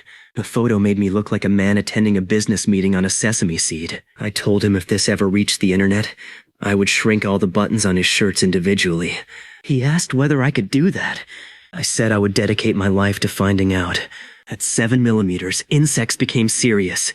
A common ant was now close to my scale. Some were smaller, some disturbingly comparable. A housefly was a flying monster. A mosquito looked less like a bug and more like a weapon with wings. This changed outdoor operations completely. I stopped going outside without a protective pod or vehicle. The midge was much too large relative to me now, so Mira built the midge 2 from a micro RC chassis. At normal scale, it was the size of a thumb tip. At my size, it was a compact truck. We added a thin, clear canopy. Good decision. On the first outdoor test, a beetle landed on top. The entire vehicle shook. The beetle's legs scraped across the canopy. Its body blocked the light. I stared up at its underside and experienced a level of disgust normally reserved for public bathroom drains. Mira flicked the beetle away gently from above. I drove straight back indoors. Do-yun asked how the test went. I told him I had just been teabagged by nature while driving a car smaller than his toenail. He said that sounded like a successful test. I told him to drink bleach-flavored imagination and leave me alone. Day 561 brought an emergency inside a hearing aid. A repair technician had a high-end device with a loose internal wire beneath a protective frame. The casing was already open. At 6.5 millimeters, I could enter the cavity. The components were tiny to normal eyes, but huge to me. A receiver, microphones, battery contacts, and circuit board filled the shell. I found the loose wire and held it in position while the technician applied a microscopic amount of adhesive from outside. It was one of the most precise jobs we had done. Then Doyin asked if the hearing aid could hear me better because I was inside it. I stared at him. He stared back. I explained that a hearing aid is not a tiny ear apartment. He said that was disappointing. Some days, supernatural power feels less like a blessing and more like being sentenced to answer Doyin's questions forever. Day 570 took me onto the grooves of a vinyl record. We used a damaged record nobody cared about. Mira placed it under a microscope and lowered me onto the surface using a tiny platform. At around 6 millimeters, the grooves were visible beneath my feet, but still shallow compared to my body. They curled across the black surface in long paths. Dust particles sat between them like rocks. I followed one groove for several centimeters. The spiral geometry was mesmerizing. Then Doyin reached for the turntable switch. Mira slapped his hand before he touched it. He claimed he only wanted to see what would happen. At that scale, one careless sneeze from a friend could turn my whole heroic vibe into airborne-ass nonsense. I told him I knew what would happen. I would become the first man in history to die from being remixed. His hand stayed away from the switch. Day 588 gave me access to a USB port. Not the tiny internal connector cavity yet, but an old full-size USB-A port on a disassembled desktop front panel. At 5 millimeters tall, the rectangular opening was a tunnel. I walked inside. Metal shell above and below. Plastic tongue in the center. Contact pads running along it. Dust packed in the corners. I cleaned the port from inside with a fine brush. This job was so absurd that even Mira laughed while watching the camera feed. A computer technician spends years learning diagnostics, soldering, signal testing, and board repair. I had reached the professional level of send a dude into the hole. The port worked perfectly afterward. Narrow Solutions added microconnector cleaning to its private service list. We did not advertise the method. Day 600 arrived. My minimum height was around 4.3 millimeters. Smaller than a grain of rice is long. I stood beside one anyway. The rice grain reached above my waist when positioned upright. A peppercorn was a boulder. A grain of coarse salt was a transparent rock. A human fingerprint ridge was becoming terrain. I could fit into spaces that normal people could barely see. The world at this scale was different enough that cameras struggled to follow me without macro lenses. My equipment had to be built under magnification. The travel pod was now smaller than a pill capsule at normal scale. Mira stored it inside a contact lens case. Doyen called this tiny inception.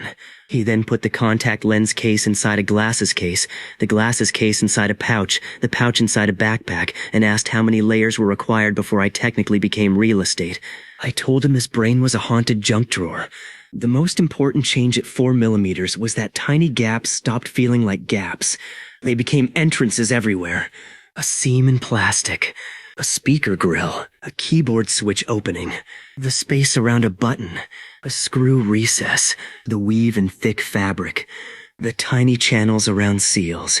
Every manufactured object had an entire hidden surface world. Day 607 took me into the hinge of a folding phone case. Day 612, beneath a laptop key switch. Day 615, through the mesh opening of a small desk fan grill while the fan was unplugged. Day 619, inside the hollow stem of a mechanical pencil after the lid tube was removed. That one was pointless. I crawled halfway through a pencil and realized I had become a human lead refill. Doyen tried to click the top. I heard the mechanism move behind me and shouted so violently that he dropped the pencil. I had become so used to cursed logistics that hearing there is something stuck inside it made my dumb ass reach for a helmet automatically. I emerged 5 minutes later and told him one more prank inside narrow writing instruments would result in me filing a friendship restraining order. He said those probably weren't real. I said I would invent them. Day 625 became the first time I needed rescue because of water. A tiny metal component from a watch repair bench bounced into a sink. The drain cover caught it, but the piece slipped into a narrow side channel beneath the grate. The sink was dry and blocked off before I entered. At around 3.5 millimeters, I climbed beneath the drain cover and found the part.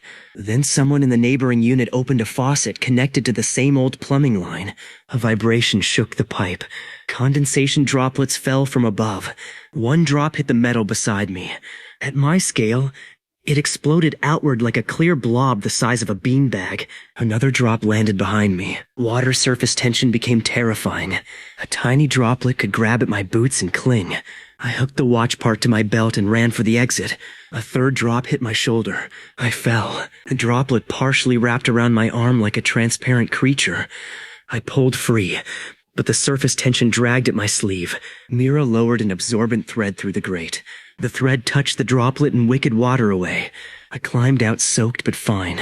From that day on, water hazards joined cats and Doyen on my official threat list. Doyen objected to being ranked below cats but above water. I told him water had never deliberately put me in a shoe. He accepted his placement. Day 633 brought Rex's hand back. He posted a new Pocket Ghost video after his 2-week silence, but the tone had changed. Instead of claiming he would capture me, he said the sightings might involve a person with unusual technology and asked viewers not to harass businesses connected to the rumors. That surprised all of us. He still made dramatic thumbnails. He still circled pixels like a detective possessed by editing software. but he stopped showing exact locations. Doyun said Rex had entered his redemption arc. I said people do not need arcs in real life. Then Rex posted a thumbnail with giant red arrows pointing at a vending machine, and I took it back. Some men are born to circle pixels. Around day 640, I reached just under 3 millimeters. A mosquito was now nightmare territory. I saw one through the workshop window and immediately returned to normal size. No mission was worth fighting an airborne syringe with legs. We installed better insect screens. Mira also built me a sealed micropod with a clear lid for any operation involving open air. At normal scale, it looked like a tiny plastic bead. Inside, it had enough room for me to sit, basic oxygen exchange through filtered vents, and magnetic anchors. I looked at it under a microscope and realized my entire vehicle could now disappear beneath a fingernail. Human beings should not be allowed this much perspective. It makes every normal complaint feel stupid. I had once been angry because my apartment elevator was slow. Now a staircase carpet fiber could block a route. Day 648 brought a challenge from the antique watch instructor. Remember the mechanical movement I had visited when I was 10 centimeters tall? I returned. This time, I was under 3 millimeters.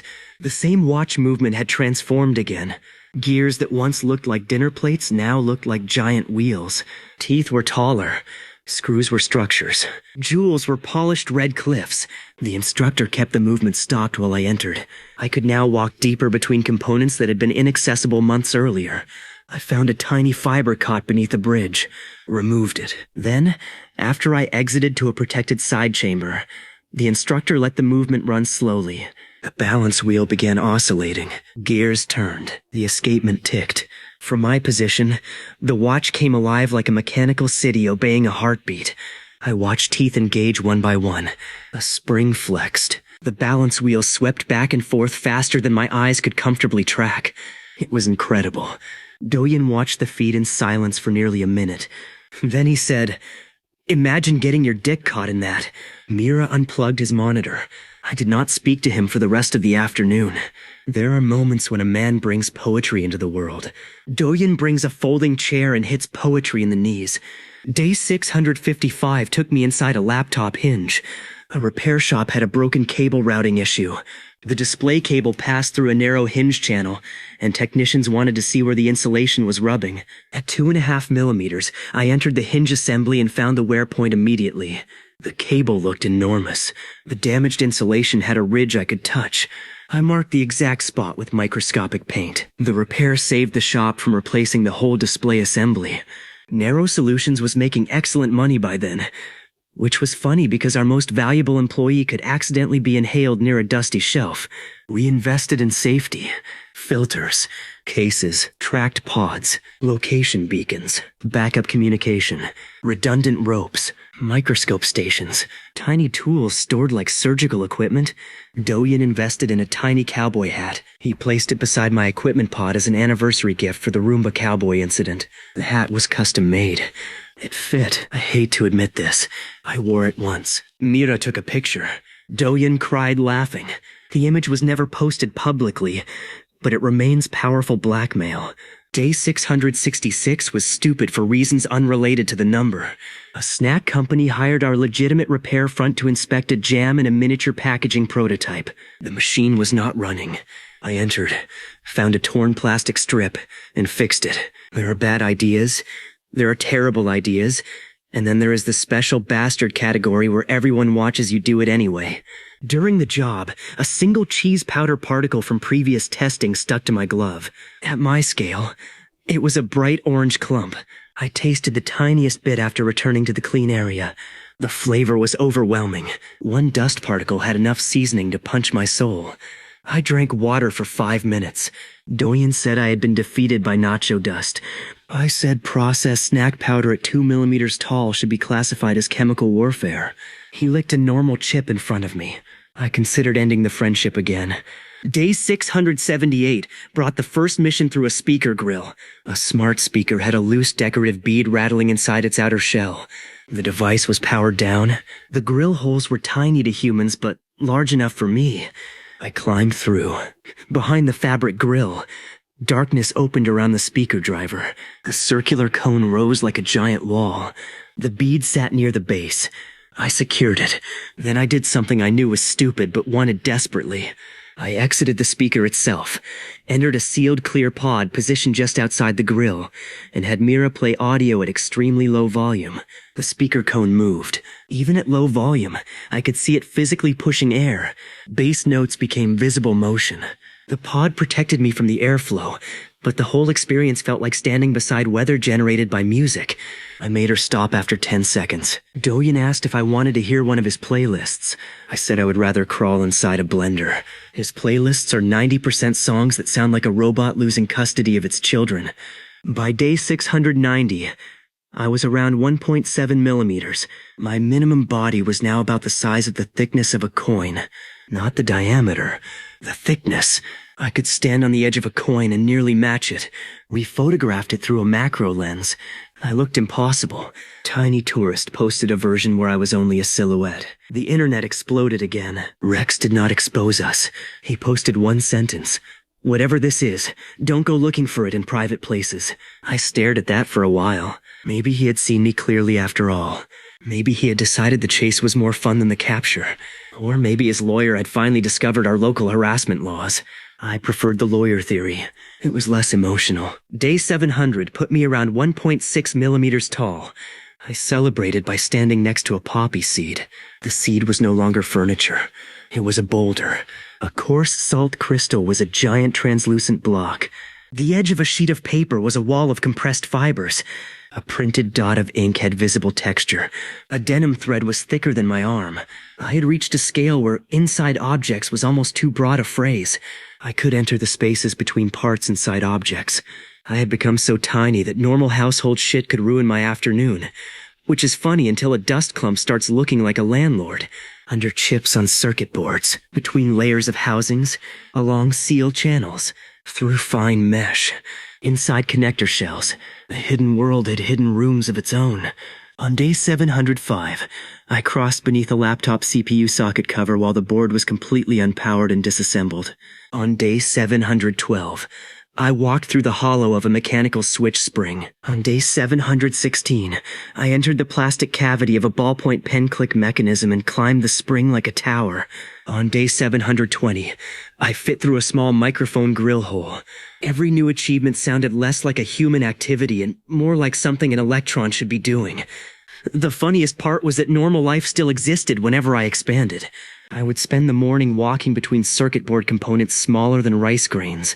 Then I would return to 180 centimeters and argue with Doyen about whose turn it was to buy coffee. No cosmic war, no government agency, no ancient prophecy. Just me, my shrinking spreadsheet, and increasingly stupid places to put my body. Day 727 was when the power finally surprised me again. Until then, I thought I understood all the rules. Living things other than me did not scale. Properly equipped non-living objects did. Detached scaled objects remained small until re-equipped and expanded with me. I controlled my size smoothly between normal and current minimum. Simple. Then I found a tiny screwdriver I had shrunk months earlier and forgotten. It was in the bottom of an equipment box. The screwdriver had been miniaturized when I was around 1 centimeter tall. That meant it was scaled for a 1 centimeter version of me. Now, at less than 1.5 millimeters, the old tiny screwdriver was huge. I climbed onto it. The handle was taller than me. That gave me an idea. My previous scales had left behind an entire ladder of object sizes. Tools from 10 centimeters. Tools from 5. Tools from 1. Vehicles, bags, ropes, boxes, clothing pieces. Every stage of my shrinking journey had created equipment that now looked gigantic. Our storage cabinet was basically a museum of abandoned civilizations, all built for older versions of me. Doyen called it the Jae Min archaeological record. Mira started labeling everything by scale. 1 centimeter tools, 5 millimeter tools, 2 millimeter tools. It felt like I had been shedding worlds behind me. Day 734 brought a job inside a camera sensor assembly. The sensor itself was never exposed to me. Too delicate. But a service technician had a spec trap beneath an outer protective frame. At just over 1 millimeter, I entered the frame channel and removed it with a static safe micro brush. The technician watched through a microscope. He told Mira my movements looked unreal. She said you get used to it. I heard that over the radio and laughed. There is no sentence more insane than, you get used to the 1mm employee. My life was now 90% precision engineering and 10% trying not to get my ass deleted by objects people buy at convenience stores. Day 741 almost ended Tiny Tourist. Doyen accidentally uploaded an unedited image containing a reflection of Mira's face and a polished screwhead. Fans spotted it within minutes. He deleted the post, but screenshots existed. Rex Hahn messaged the account privately. One message, he said. Tell her I won't post it. Also, stop letting the idiot handle uploads. Doyen was offended. Mira was relieved. I laughed until I fell off a microladder. Rex had identified Doyen's role without ever meeting him properly. Some truths are universal. We changed Tiny Tourist's workflow so Doyen could draft posts but not publish them without approval. He called this censorship. We called it adult supervision. Day 750 put me close to 1mm. A millimeter. At normal size. That is the thickness of a credit card edge. A tiny mark on a ruler. A measurement people ignore. At minimum size. It was me. I stood beneath a microscope while Mira adjusted focus. My whole body fit inside a field of view that once showed screws. She placed a human hair beside me. The hair was a thick cable. Not thicker than me, but thick enough to matter. A woven fabric thread was enormous. Dust particles came in visible varieties. Some were fluff. Some were crystals. Some were skin flakes. That last fact destroyed my peace. When you're 1mm tall, discovering that household dust is partly dead human skin feels like learning your carpet has been making jerky out of everybody. I cleaned the workshop again. Obsessively. Doyen asked why the floor smelled like disinfectant. I told him because I had gained forbidden knowledge about his epidermis. He stopped asking. Around this time, I became fascinated with my old phone. Not my current phone, an older model I had used before the shrinking started. The device had sat in a drawer for years. It contained photos, messages, and apps from my boring normal life. Mira had already disassembled phones for me before, but this one mattered because it was mine. I wanted to map it completely. Not for a job, for fun. We powered it down, removed the battery, discharged everything, and opened the rear panel. At 1mm tall, the phone's interior was enormous. I entered near the speaker assembly. The path between housing walls and components formed a maze. Adhesive ridges became barriers. Foam seals became cliffs. Tiny stamped labels looked like billboards. The speaker cavity opened ahead. I explored slowly, recording everything. Day 753, I mapped the lower microphone channel. Day 755, the vibration motor pocket. Day 758, the side button mechanism. Day 760, the speaker housing. That was where things got weird. Not dangerous weird, impossible weird. Behind the speaker housing was a narrow seam in the plastic frame. I had seen it under magnification before. It looked like a normal manufacturing joint. At my size, the seam was a passage. I entered. By then, what the shit is that? Was less a reaction and more the unofficial mission statement of Narrow Solutions. The channel should have ended after 2mm. It did not. It continued deeper into the housing. I crawled forward. The walls changed. At first they were rough black plastic. Then they became smooth. Too smooth. Then I saw a straight edge. Manufactured. Not by the phone company. A tiny metal plate was embedded inside the seam. On it was a symbol. A simple circle with a line through the center. I stared at it through my headlamp. My first thought was that it was a factory mark. My second thought was that factory marks are not installed behind inaccessible plastic seams in shapes smaller than dust. I called Mira over the radio. The signal crackled inside the phone body. I told her I had found something. She asked what kind of something. I said the kind that made me feel like my phone had been subletting space without permission. I continued. The passage widened just enough for me to stand. Then I found a door. A literal door. It was smaller than a grain of salt at normal scale. But to me it was chest high. Metal frame. Tiny hinge. Tiny handle. Someone had built it inside my old phone. I did not touch it immediately. I am curious. Not completely brain dead. I backed up and told Mira to scan the area under maximum magnification. She couldn't see the door clearly from outside because components blocked the angle. Doyun joined the call. He asked if it was a mouse door. I told him no mouse on Earth was that small. He asked if it was an ant apartment. I told him ants do not machine metal hinges. He asked if it was tiny demons. I muted him. I approached the door. There was something stuck to it. A piece of paper. Not normal paper. A microscopic sheet. Thinner than anything we used. It had writing. I leaned closer. The letters were tiny but readable to me. My name was on it. Jae Min. I stopped breathing. For almost 2 years, nobody outside Mira and Doyun had known the full truth about my power. Rex suspected. Clients knew I was unusually small. But we never explained the progression. Nobody knew where the minimum was going except us. Yet somebody had put my name on a door inside a phone that had been sitting in my drawer since before I started shrinking. I read the rest. If you can read this, you're finally small enough. My hands went cold. Then I read the next line. Please knock. Do not crawl through the mail slot like a creep. I stared at it. Doyun had unmuted himself somehow. He asked what it said. I told him. There was a long silence. Then he said whoever wrote it already understood me. I told him to shut up. The final line was even worse. Also, if Doyun is listening, tell him his fake pocket ghost map sucked. Doyun screamed so loudly through the radio that I ripped the earpiece out. Mira started demanding that I leave the phone immediately. That was probably the smart choice. I looked at the tiny metal door. I looked at the handle. Then I looked down at myself. 1 millimeter tall, nearly 2 years of shrinking. Vents, bags, pockets, locks, machines, keyboards, watches, speakers, circuit boards, dust. Every morning had made the world bigger. Every day I had found a new gap. I had always assumed I was the only person moving through them. Apparently I had been wrong. I reached for the door. Before my fingers touched the handle, something knocked from the other side. 3 times. I froze. The handle moved. The door opened inward 1 centimeter.